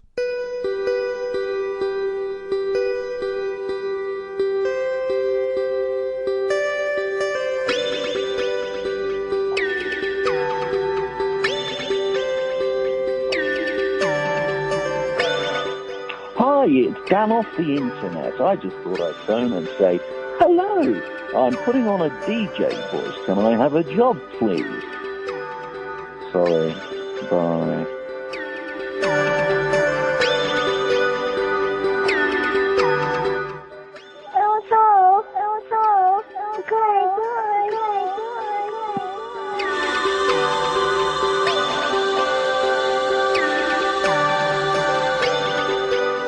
Hello, this is Louis Bath, the radio critic of the Lady magazine. I've been told to call you. I have no idea why. But I don't know. Call me. It says on your Twitter account. Nancy Wilson did the best version. Mark it well.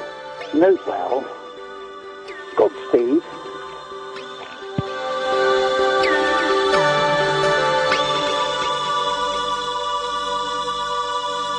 Hello, I thought I'd call you. I'm doing the washing up at the moment.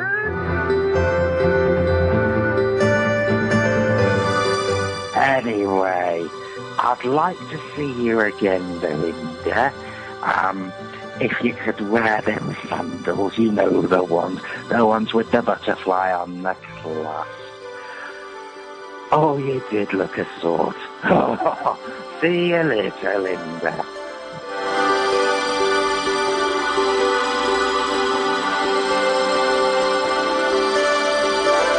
What do you call an Irishman bouncing off a wall? Ricochet.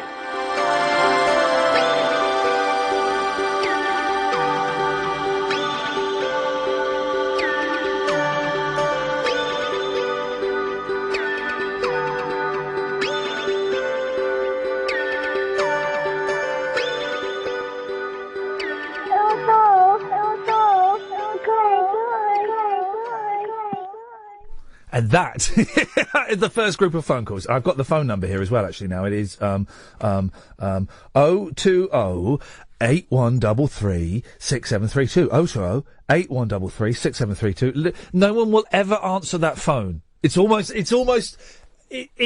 unlikely anyone will ever answer that phone. If it is, it'll be because I'm at home and I've got Skype open on that channel, which I won't have, and I'll be bored. So I won't. The odds of it happening are very, very slim, but generally, you'll just leave a message and you're more than welcome to do that. Right. Did I hear someone give that, like, call up as if they'd been given that number in town one night?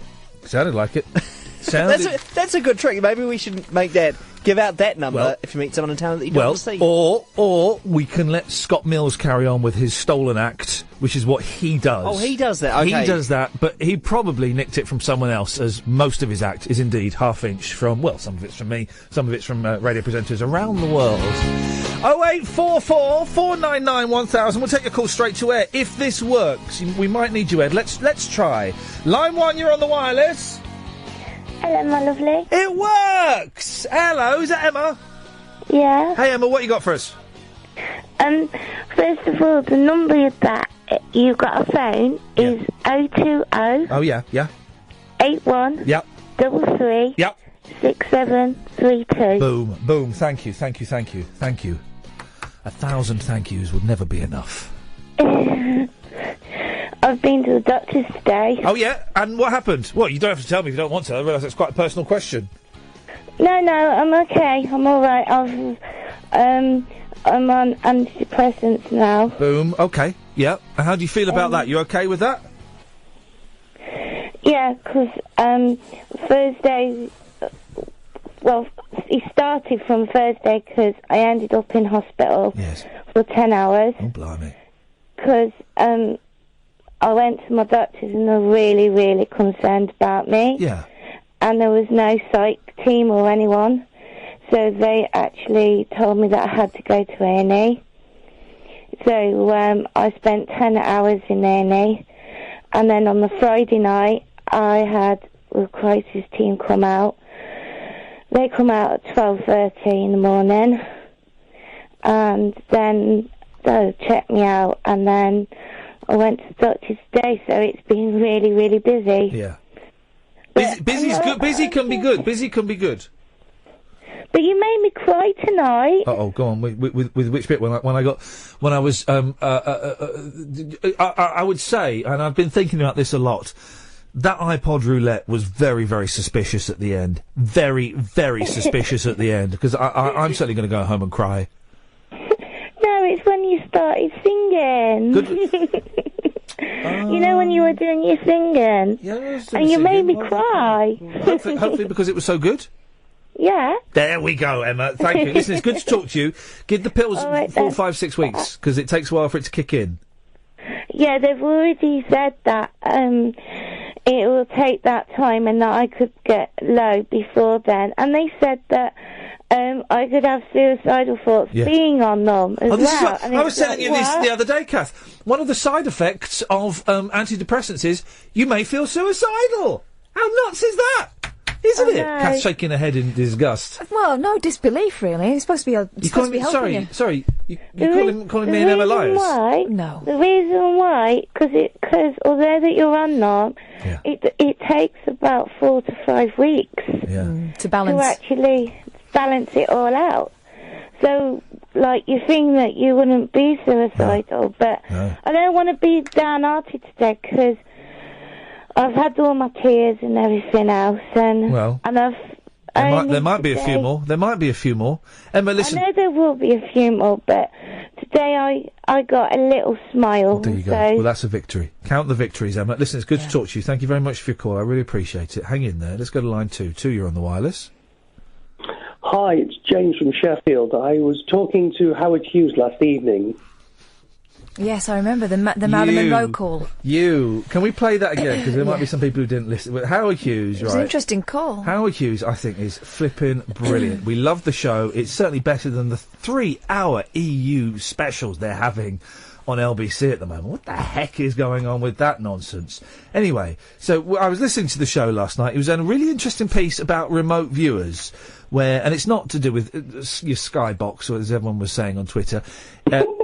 It was where they get... You sit in a room and imagine stuff. No, you see things from afar and imagine stuff. And anyway, this Muppet phones up.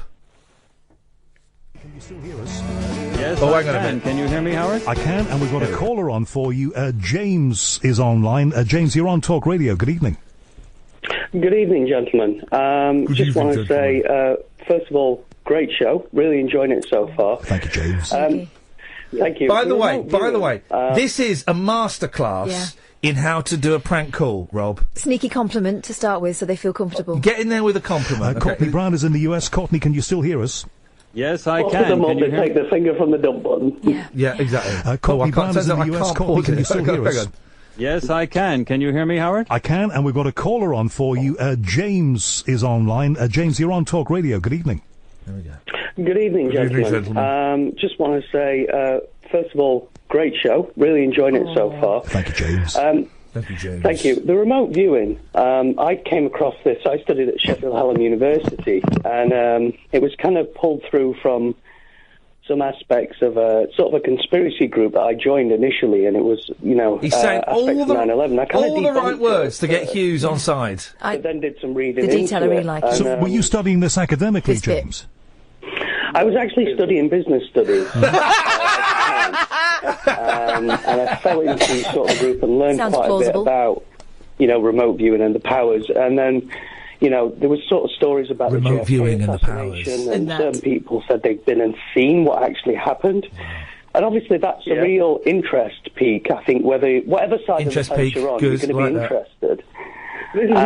Were you convinced by the stories? Here it comes.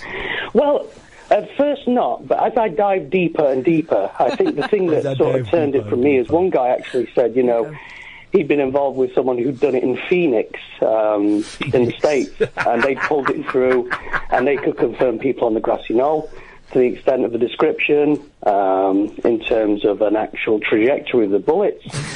And then he actually told me, other things as well, which seemed at the time to be a bit strange. Like what, James? What he actually told me was that Marilyn Monroe, he starts to giggle. He told me that she was as hairy as a 1960s porn star. Like a lawn. And it's hard to believe that sort of thing, because she always seemed like she shaved, but no, hairy. James, thank you for that. You've got a question for Courtney Brown. Let's get back to the point, yeah? Well, we've lost him. Okay. Courtney Brown, this is obviously the kind of thing that sometimes you get. Now, He was going to let you do a question, Rob. Rob, did you hang up, or did they cut you off? I literally, honestly, I hung up because I was giggling and I thought he was going to have a go at me, and my girlfriend had just walked in, and I was like, "Hello." Well, you've lost 5 points because he was going to give you another chance. You could have done another. You could have done a question. I was so uncomfortable listening to that because I recognised your voice straight away. I don't condone prank calls to anyone apart from Julia Hartley Brewer, and who deserves them. But it was Paul. I felt so uncomfortable. He's a pro, though. He knew how to. Oh, Howard, of course. Howard Hughes is a legend. Well done, Rob. I mean, no, not well done. I mean, shame on you, Rob, for trying to sabotage a new show programme on a new station. That's outrageous behaviour. It's like Thursday at school, though, giving him a little head rub and saying, "Hey, you're one of us." Well, yeah. What if he sees it like that? I felt so bad for him. 0844 499 1000. Talk Radio. Digital debate for the UK. Talk Radio. We'll get you talking. Rivalries, rebellions and battles. War has been waged for the Iron Throne, which you can get with the new season of Game of Thrones from just £20 a month when you join Sky TV with the original bundle. And get a free 32-inch LG TV so you can see every battle and every betrayal. Seize your chance by April 21st. Search Sky Bundles. Sky. Believe in better. Direct debit subject to status. Upfront £10 standard setup. Minimum contract and further terms apply. If you're a small or medium-sized business owner, then you should be pushing your profile in Portugal and boosting your bottom line in Brazil. Listen to Talk Radio's Breakfast Business Bulletins this Thursday morning and learn about exporting your products or services overseas. Search thousands of live export opportunities, find local events, and get expert advice to help achieve your business ambitions at exportingisgreat.gov.uk. The demand is out there. You could be too. Get it straight from Selco. At Selco Builders Warehouse, you can already expect to get a massive range of products in stock, all at great trade prices. Now we've made things even better by introducing Selco Hire at every branch, so you can now hire your building tools and equipment from Selco too. In April, hire a pass-load cordless first fix nailer for just £35 per week ex-VAT. Find your local Selco Hire branch at hire.selcobw.com. Get it straight from Selco. Selco. It's where the trade go. Did your husband accidentally transfer the contents of your joint account to a Nigerian prince called Trust Me Good Man? Perhaps you bought diet pills on the internet that made you frightened to cough. Or maybe your exotic mail-order bride turned out to be a Ukrainian pig farmer called Igor. When the con is on, you need a man who's on it. Listen to the Radio Hustle with scam-busting supremo Alexis Conrad and get the inside track on all the latest swindles, schemes, tricks and traps the fraudsters are using to get their hands on your cash. Get tipped off, not ripped off. The Radio Hustle with Alexis Conrad, enemy of the con man. Saturday afternoon from 1 on Talk Radio. Late night conversation worth losing sleep over. Iain Lee. On air and off the leash. On Talk Radio. We have ways of making you talk. The Sun will have Johnny Eccles from Love in about 12 minutes. And honestly, a lot of people have said I wasn't looking forward to the interviews because I'd never heard of these people a lot of the time, but that they've really enjoyed them. And that's kind of, we're getting at the moment, we're just getting people that I really, really, really like. And I'm kind of fawning over them a little bit. And I flipping love. Arthur Lee, sadly no longer with us, but Johnny Eccles is a legend. They're on tour soon. I must get the tour dates up. The Sun does this with Gaza, and they've done it with Kenny Sampson. Now, Kenny Sampson, I don't know anything about him. I know he's a footballer, and I know that he used to host a programme on LBC. That's all I know about him. I also know he's a boozer. Right. And by boozer, I mean he's a severe alcoholic. And the Sun seem to take great delight in these headlines. Sampson's left back on the bottle. Oh. And they got a picture of him, this poor soul who has got a disease of addiction, sat at a gambler, one-armed bandit, with a bottle of wine in his hand. And then they got a picture of him slumped in an alleyway. Now, that's going to help him, isn't it? Why would you take Why would you obviously follow him around, knowing that he's an alcoholic? Follow him around with that bottle of wine. I couldn't watch someone do that. I'd go up and have a word and say, "You're right, mate. Look, tell me to mind my own business. But is there anything? Do you want to go and get something to eat and have a chat?" They followed him around, knowing that he's going to end up in that condition. I mean, they've had pictures in the past of him asleep on park benches and stuff. I just think it's outrageous. Fallen England footy hero Kenny Sampson admits he is losing his booze battle after being found drunk face down in an alleyway. Yeah, and you're dancing on it. The tormented idol fell off the wagon. I don't even want to read the story. Right, what it is sick man is exploited. Man with a disease is exploited by scumbag newspaper. That's all that is. I just think it's disgusting. I don't even want to read the story, because it's a story of misery and heartbreak, and one man who, the son won't be happy until he's dead. And then they go, well, we Well, knew. then they'll say what a terrible shame it was and what a waste. You see a fella. I don't know. It really, stuff like that breaks my heart and really gets me angry as well. Line 1, you're on the wireless. Hi, Ian. Hello, Line 1. It's Alan. Alan Caddick. Oh, Alan Caddick. Not a clue. How are you? I'm all right, buddy. What have you got for us? I've got something to ask you. Yeah, go on, mate. Can I book some time off this Wednesday, Thursday and Friday? The answer's going to be no, but carry on.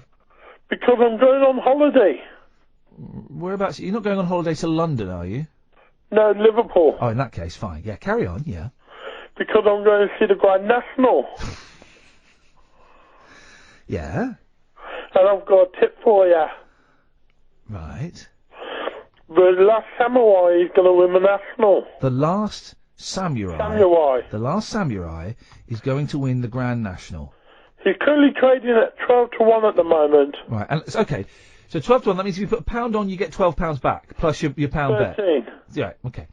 So how much money are you going to put on it then? If you know it's going to win, I'm guessing you're going to put, what, £5,000, £10,000 on? I'm going to put a monkey on.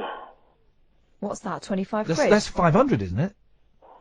Yeah, monkey's 500. Oh. So you do the maths, Boyle Box. 5,000. So. At 12-1. 5 12s. No, 500 at 12-1. Yeah. So do 5 12s and then add a note on the end. 5,600 pounds. Oh, well, I'll pay for the holiday, won't it? What, to Liverpool? Yeah, of course it will. Where are you staying? Travelodge? I'm staying at the Marlborough Hotel in Crosby. Okay. Classic. Very, very classy. You can't knock that. How do you It's only know? a better breakfast. Oh, in that case, how do you know it's going to win, Alan?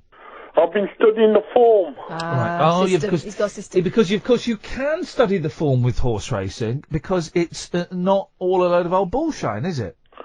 No, because he did win the Grimthorpe Chase at Doncaster. Right. Yeah. And that was on good stuff going. Okay. What day is the race? Saturday. Yeah, 5:15. Okay. Now I won't be watching it. I won't be looking at the results in the newspaper the next day. So we will have to wait until Monday to find out whether you've won £5,500 or you've lost 500. I've got an idea. If he wins, we pass him on to Howard Hughes, because he's obviously got special powers. Yeah, that's an idea. Yeah. Who's Howard Hughes? Oh, for crying out Who, loud. Howard Hughes? Who's Howard Hughes? Well, but why don't you just spend the 500 quid on going to a nice hotel in Liverpool, have a couple of really nice nights, and get a nice meal? Well, I'm going there for 3 days of racing, Ian. Okay, yeah. But again, because I tell you what, Alan. So you're going to spend more than 500 quid, aren't you? I'm taking £1,000. Oh. You're taking your gran? That'd be nice for her. £1,000. Okay. That horse isn't going to win. Well, who do you think's going to win the National then? I don't know. Other horse. What if the horse came off?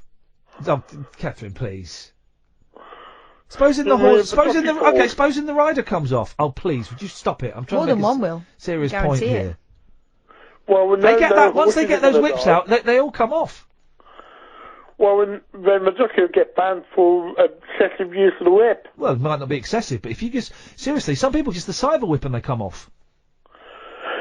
But like I say, if the horse falls and breaks its leg, they'll have to put it down. Why? This is what I don't understand. Why do you have to shoot a horse when it's got a broken leg? No good for running anymore, are they? Well, no, but why have you got to shoot it? Well, but, I mean, it happened to Shergar, didn't it? No, we don't know what happened to Shergar. I know what happened to it. He turned into sausage meat. It turned into cottage meat. Thank you very much, Alan. Thank you. Who was that? Did you hear that at the end? Someone said, right, finish now. Was that not you? No, there was someone there. That was weird, wasn't it? Why do they have to shoot? They shoot horses, don't they? Yes. Why? Well, I don't know, but I would think that it's all big money, isn't it? And it'll end up costing them loads of money. The argument they say is, well, a horse's leg can't heal because it can't stand on it. Yeah. Well, in that case, sir, I'm going to build. Yes, it is. I'm going to build a horse harness that holds a horse just like half an inch off the ground to heal the leg. Or you attach wheels like they do with dogs. Oh man, there's nothing better than seeing a dog. In fact, it's almost worth chopping the back legs off of a dog. I mean it's not worth that. And attaching wheels to it to see. I don't get a lot of things. Sport I don't get. Well, what am I even talking about? Horse racing isn't a sport. Oh, it is. No, is it, Flip? And all that thing the other day. Have you ever ridden a horse? Yes. Have you? Yes. Have you really, though? Yes. Have you ridden a horse fast? I mean, yeah, well, I'm going to say yes. No, you haven't. What's your definition of fast? Well, when it's running. No. No, well. Have you? Yes, I have. Right. It's hard. There's a skill to it. Right. Well, okay. There's a skill to painting. There's a skill to staying on. Never mind steering it over jumps. There's a skill to staying on lots of things, Catherine. Don't make them sports. Yeah, but you think snooker's a sport? Yes. No. Yes, I do. It's not. It's a pub game. Remember they wanted to make. I think you have to sweat, don't you? We are filling for time, isn't we? You have to sweat for it to be a sport. They wanted to make brazier sport recently. No. That's not a sport in the slightest. No. But why? I don't understand the going to horse race. I don't understand gambling. I've been to play roulette a few times, and roulette's different because you can actually have a system to roulette and you can win. Well, no. No, you can't. Well, okay. Explain this. First time I ever went to a casino with my good friend Paul Garner, who we mentioned on the show already. I won enough money to take my then girlfriend to Prague for the weekend and to stay in a very swanky hotel, simply by playing roulette. Yes, you were lucky. No, it wasn't. I worked out a system straight away. No, there isn't a system. There isn't a system. I'm in there straight away. Bishy bashy boshy. I've got a system. What was your system? Well, here's the system. Don't bet on the numbers. Forget you put a little bit on the numbers, but put a number. You can put it on 4 numbers at once. Do that because that kind of covers any losses you might make. Right. Line 1. Hi. How are you? Yeah, you're about to hear my system. Don't follow it. Oh, go. It won't win. It will. No, go on. I'll follow this. I'll put money on this. Go on. Right, No. so you don't put like a chips on one number. Put it on the corner. So you've got 4 numbers if you want to do that. A couple of those scattered around. Look at the form. On the side it will tell you what the numbers have come up and what colour they were. Right. If you see a table where black has come up 12 times, put 20 quid on red. Black comes up again. Put 40 quid on red. Black comes up again. Put a ton on red. What? Boom, double your money. 200 quid. Assuming you've got a gazillion pounds, because sooner or later you're going to run out of money.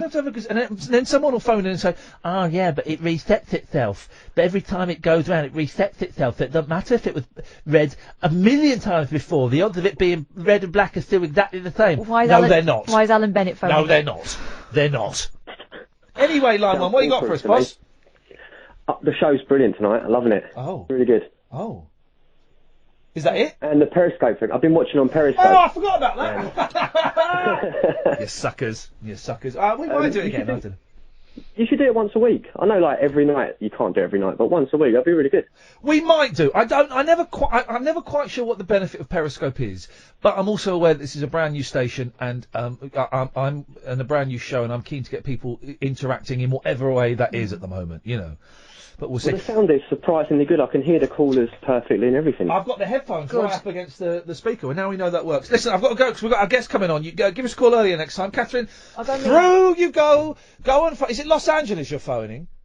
California. Well, that Los Angeles is in California. Isn't that exciting, dear listener?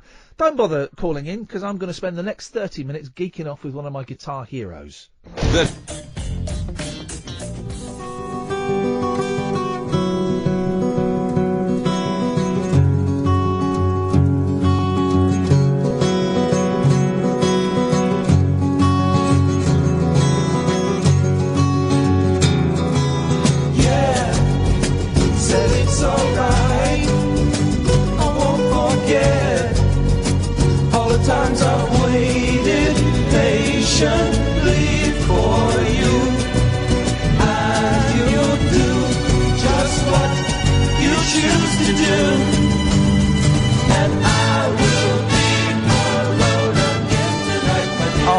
It is just... I remember the first time I heard... Listen to this guitar, listen to this guitar.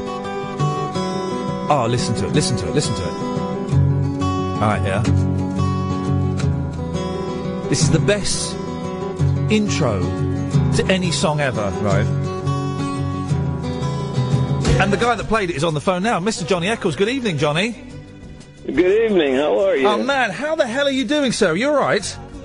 I'm doing fantastic. How... Listen, we're going to plug the gigs, we're going to talk about all the bits and pieces. That's you doing that wonderful acoustic intro into Alone Again Or, isn't it? Yes, it is. Like, how do you do it? I've seen so many bands try and play that piece, and they can't get it right. Very, very few people can pull that off. How did you kind of come up with it in the studio?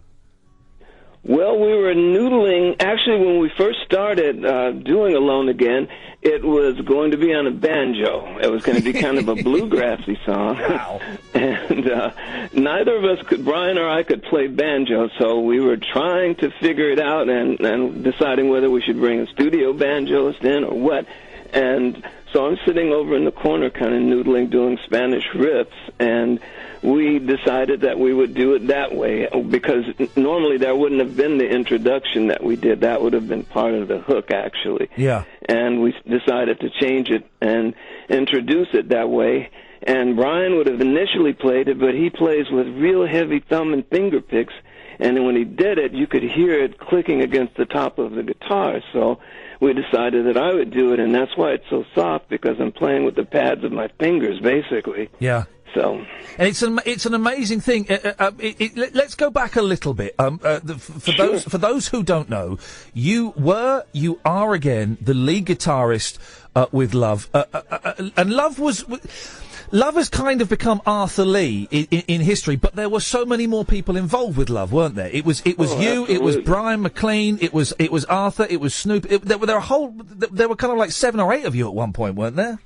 Well, yeah, at one point there were 7 of us, but the lineup really was Brian, Kenny, Michael Stewart, and myself and Arthur as lead vocalist, and then we added our friend DJ Contrelli on saxophone and flute, and Snoopy kind of moved over to keyboards, but it became kind of unwieldy traveling around with a 7-piece group and all of the expenses involved, so we pared it down to the original 5 members. And when Love got together, who were kind of the bands that you were playing with back in the day? Who would you kind of be sharing dressing rooms with? Oh, we played with Iron Butterfly, the Doors. Well, we played with the Doors often because they were kind of they were good friends of ours, and as a matter of fact, we were the ones that got them their record deal. But we played with the Doors and the Chocolate Watch Band, Electric Prunes, Strawberry Alarm Clock, and the Seeds. So we played with so many different groups from that period. And is it right that you got the Doors their record contract with Elektra? Yes, we did. We had been offered a huge deal with MCA, and we thought, well, if we hook Elektra up with the Doors, they might let us out of our contract, which was kind of stupid, but we were kids. And so we did that, and Jack Holtzman, the president of Elektra Records, he did not like the Doors at all. The first time he came to see them at the Whiskey, Jim was on a bender. I mean, he was really loaded, and he was forgetting the words, and it was just a mess. And so he was upset with us for bringing him all the way from New York to hear that. Yeah. And then we talked and got him to come back a second time, and he hated them even more. And I don't know how we managed to do that, but we got him to come back a third time, and that was with Paul Rothschild. And this time the Doors were playing with Iron Butterfly, and Jim was on his best behavior, and they played a wonderful set, and Jack Holtzman and Paul Rothschild, they got it, and they signed the Doors. At the time, Love were huge. The Doors would open for you. I mean, the band The Doors, and I'm sure Doors metaphorically opened as well. And you had queues around the block to come and see you play, didn't you? Yes, we did. It was strange how just that community took that one group to heart, and I really don't understand why. We were a good group, but there were a lot of good groups, but for some reason it was just that everyone connected with us, sort of like Bernie Sanders, I guess, where everybody kind of connected with us, and from that point on, the more people started coming, the more it snowballed, and it just became the end thing to be at a love gig. And a weird-looking group, because it was, if not the first, certainly one of the first mixed-race groups. Yes, it was. And you all, as well as being different colours, you all looked weird in your own way, and I hope you'll take that in the way that it's intended. You were all individuals. Yes, we were. And we had been I had been playing guitar for a long time, and I was in a group with Billy Preston, and I'd played with Jimi Hendrix when he was Jimmy James. So we'd been around the block for quite a while, from, being like 14 or 15 when I started playing in clubs and things. So we kind of wanted to put together our own look, and so we kind of did an amalgam of things that were popular in Hollywood at the time, kind of a freedom where everybody dressed in the manner that was, that they felt comfortable with. I'll put it that way. Well, Arthur Lee, who I never had the pleasure of interviewing him, but I saw him live. I don't know, maybe 6 times. I danced with him once. He was, let's just say he was very relaxed after a gig one night. Yes, he was. Yeah, and he came off stage, and he was. I think it may have been the first time he kind of came to London as part of his comeback, and he was overjoyed by the reception that he got, and he came off stage and was dancing with me, and it was just a joy to meet. But he took the look to extremes, didn't he? In the 60s, he had the different coloured glasses, and he didn't wear shoes. Right, no, he wore one glove and sometimes one boot or no shoes. But that was the thing. Arthur loved being in the spotlight. He loved attention. So anything that he could do to draw attention to himself, that's what he did. And so sometimes we would play on stage and he's wearing a heavy fur coat and it's in the middle of summer, I'm thinking, how the hell can he do that? But he did. So that was his thing. He just loved being in the spotlight, and he, he served us well by being in the spotlight. What was he like to work with? I've read a lot of interviews with him. I spoke to you before a few months ago. You may not remember, but I've read a lot of interviews with him, and from kind of like the 70s onwards, he came across as certainly as being very bullish and being quite an angry man. Is that the Arthur that you knew? No, absolutely. I've known Arthur. I knew him my whole life, as a matter of fact. Our families go back before we were even born, before our parents were born. So we go back a long way. And I've known Arthur, as a very nice, very pleasant, soft-spoken guy. And that's the Arthur that I knew. He was never, ever a bully, never this loud-mouthed, arrogant character that people kind of associate him as being. But, he developed a persona, the more he played, he had developed this facade, and that was this kind of recalcitrant rock guy that, would just tell people to go to hell and get out of his face. This mean-spirited kind of guy. But as I said, that was just an affectation. That wasn't who he really was. And when you were around him and you were alone or with friends, or he was never like that. He was a polite gentleman, well-spoken, soft-spoken, very, very intelligent, very world-aware, and not at all the person that people thought they knew from just, from interviews and word of mouth, people saying how they thought he was, or, sometimes his stage acts. But as I said, that wasn't the real Arthur. Him and Brian McLean were the main songwriters of the group. How did they get on, and how did they decide which songs, whose songs would get on an album? Well, what would happen is we'd come together as a group. We lived in a place we called the Castle, and every day we'd get together and rehearse and practice and go over songs. And it would be kind of a democratic thing. We'd listen to the songs and decide which song we could play as a group, we could add something to, and turn the words. Basically, what Arthur would present us with are words, and Brian sometimes added chords to it. But basically, they are very rudimentary songs. And then the rest of the members would add this or add their perspective and put something to it. And after a while, back and forth, it became a song. And they were both basically on an even keel, but Arthur's songs just had more of a feel that was more of, let me see, we just thought they were more commercial. They had something that we felt that people could relate to and that were sellable.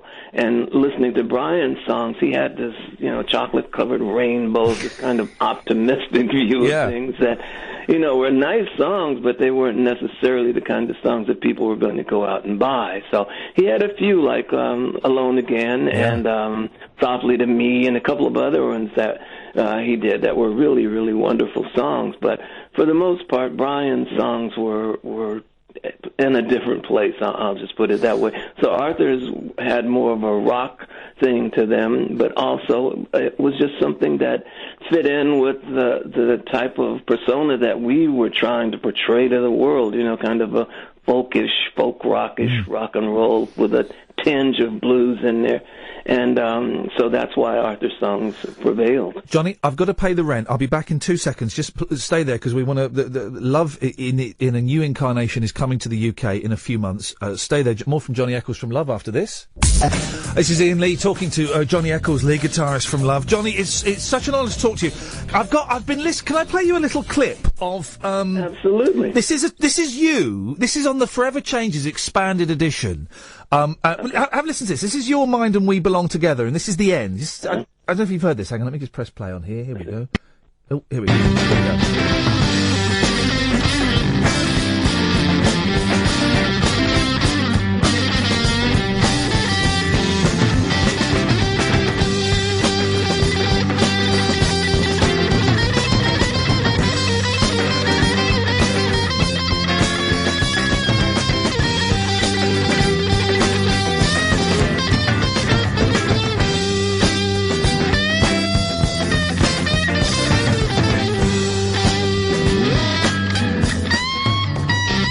Then Arthur comes in.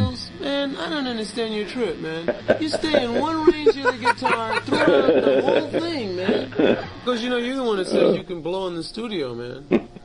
Nobody to buzz. Oh, yeah, I remember that well. Eccles, I don't know your trip, man. That's Arthur, basically, cracking the whip a bit. That's beautiful. Now, the thing was, we probably played that song probably about, 70, 80 times. And after you play the same, you see, we didn't have the multi-track thing back then. We played live. So each time you played, everybody played together. My fingers were getting tired. I'm getting tired of the song. I'm tired of being there. And we keep playing the song over and over and over again. So I was beginning to phone it in. So Arthur kind of pulled me out of my malaise, I guess, and said, man, you got to do better than this. Basically, that's what he's saying, man, because when we were alone, he's always saying, man, you're such a fine guitar player, man. We need to put you out there more, and you should do more solo work. And I'm saying, yeah, man, let's do that.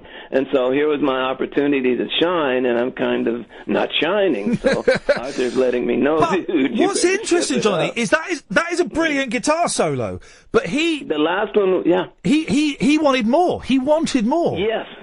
Well, Arthur heard me play when we were just noodling around the house, and he knew I could throw down when, I felt like it. So I'm one of those guys that I play according to how I'm feeling. If I'm feeling good, I'm going to play great. If not, it's just, I'm just, a guitar player sometimes. So, I can be a really spectacular guitar player, or I can be a guy playing a guitar. It just depends on the mood and how I'm feeling. Can I play you one more clip or one more thing? I've got this. This is I don't know if you may not have even heard this for years. This is from a bootleg, which is a little bit naughty, but this is you guys recording 7 and 7 is. Hang on a second. Let me just there we go. Okay. Oh no, hang on. It's all set up in a weird way. Hang on, let me just get it back to the beginning. Here we go. Let's have a listen to this. Take 77.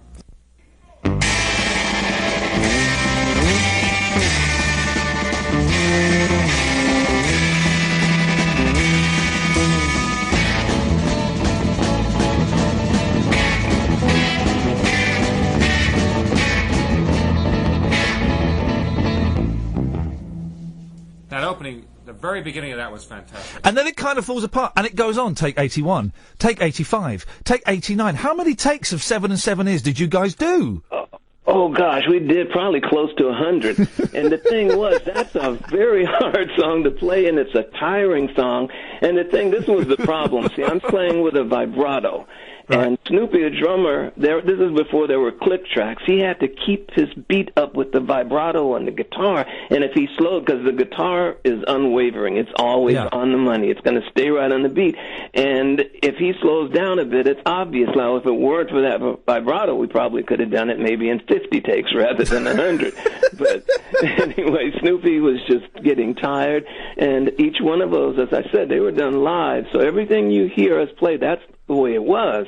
And so there were no overdubs or anything added. This is just, a live group performing. And we had to keep going and going, and we were in arguments with Jack Holzman and Bruce Botnick because, I turned my guitar toward the wall so that it would bounce off the walls and it would leak into every mic. Now, that's a no-no. They don't want you to do that. They want to have everything pristine. Well, the song was just basically controlled chaos, and it needed to bounce off the walls in order to have that feeling. So we had to fight with them and fighting with Snoopy and each other, but we finally got it together, but it definitely took a while. What's interesting is that you go from 7 and 7 Is, and very quickly you proceed or evolve to Forever Changes. You go from that hard kind of punk rock sound to, well, I don't even know how you describe Forever Changes, because it's unique. Well, Forever Changes was something that we'd been working on for a long time. Even during the period of time when we were working on Da Capo, we were also working on Forever Changes, the songs for that. And we were having, problems again with our record company, and we didn't know for certain whether or not they were going to actually follow through, because they had told us this would be a double album set, and Brian and I had worked on material that would have filled one side of an album, and at the last minute they renege on their promises and tell us that because of cost considerations they'd have to do it later. And so we went into the studio angry with each other. Brian was boycotting, basically, and so we had a lot of inner turmoil, and probably, we were on the verge, basically, of saying to hell with and just walking out. Yeah. But we managed to pull ourselves together when it became obvious that Elektra was going to release something, and we didn't want our names on just anything on the piece of garbage, so we just got together and talked it out and went back into the studio, and that's what happened. I love the story of how the name Forever Changes came about. Well, yeah, Arthur had a girlfriend, and he was breaking up with her, and she said, well, you said you'd love me forever. And Arthur said, hey, forever changes. It's such a wicked but such a great line. Well, it's a masterpiece, right? And in the last sort of 10 years or 10, 15 years, it's been recognised as the masterpiece that it is. Were you disappointed with the lack of sales that it had? Because it kind of, I think it got in the top 40 in the UK, but didn't even get in the top 100 in the States, did it? Oh, no, it got to, I think, number 35. Oh, did it? Oh, okay. No, it got up, yeah, but it dropped off rather quickly. Right. The thing was, we had zero promotion. By then, the Doors had just exploded. Yeah. And so all of the money that would have gone to us was now being spent on the Doors. And so basically we had nothing but word-of-mouth promotion. And so I'm surprised that it did as well as it did, considering. But, yeah, we were disappointed because after hearing it, I especially thought, this is it. This is our magnum opus. This is going to take us to the next level.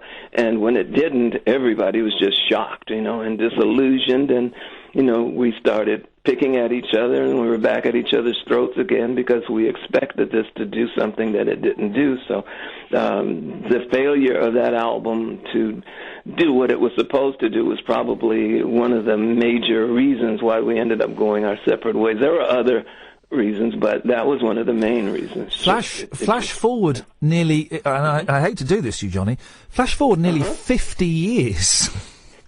50 years, kicking. And you're coming over to the UK, and I'll read out some of the dates in a bit. You're coming over to the UK with Baby Lemonade.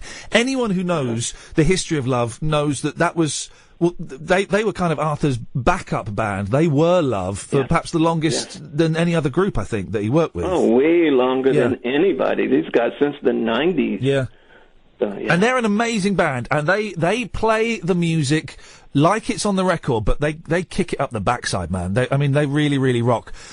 You're doing a tour with them. How come? Why is that happening? 10 years since Arthur passed. Well, that's what it is. We're kind of recognizing the 10th anniversary of Arthur's passing, but also the 50th anniversary of the first Love album, and us being called Love from, we were the Grassroots first, and then we became Love after initially wanting to to fight it out in court, and we decided we'd just change our name rather than fight Lou Adler, who had kind of co-opted the name Grassroots from us. So anyway, this time would be the 50th anniversary of that. And so we decided that the UK is one of our favorite places to be. We just have wonderful, wonderful friends over there, and we thought this would be great. We're just going to get up and go over and play some music. And so we worked it out with promotion and bad paintings, and here we are. Well, it's happening. I've seen you play with Arthur before, and I saw you in I saw you in Brighton, and it was just the joy. You really look like you're enjoying yourself, and it must be weird 50 years later, man, to still be playing those songs. Yes, it is, but it is just a blast because besides the people that from back in the day that support us, and of course we have a whole new audience of younger people that come out to see us, and they know the songs. You can see them singing along with us, and they're every bit as enthused as the people were back when we started. So this is just a fantastic journey for us. It's to co-opt the phrase, it's been a long, strange trip, and now it's just, It ain't finished yet, man. It ain't finished yet. Oh, absolutely not. We're not finished. We're going to do this this year, and then next year we're going to do an extended tour of Europe, possibly Australia and the UK, and so it's going to be a much, much longer tour. So we're looking forward to that. And besides this time, I'll be playing at the London Music Festival. I believe, I won't say who I'm playing with. Let's just say I'll be playing with some astonishingly good musicians. Give us, Johnny, come on, you've got to give us a hint. Who are you playing with?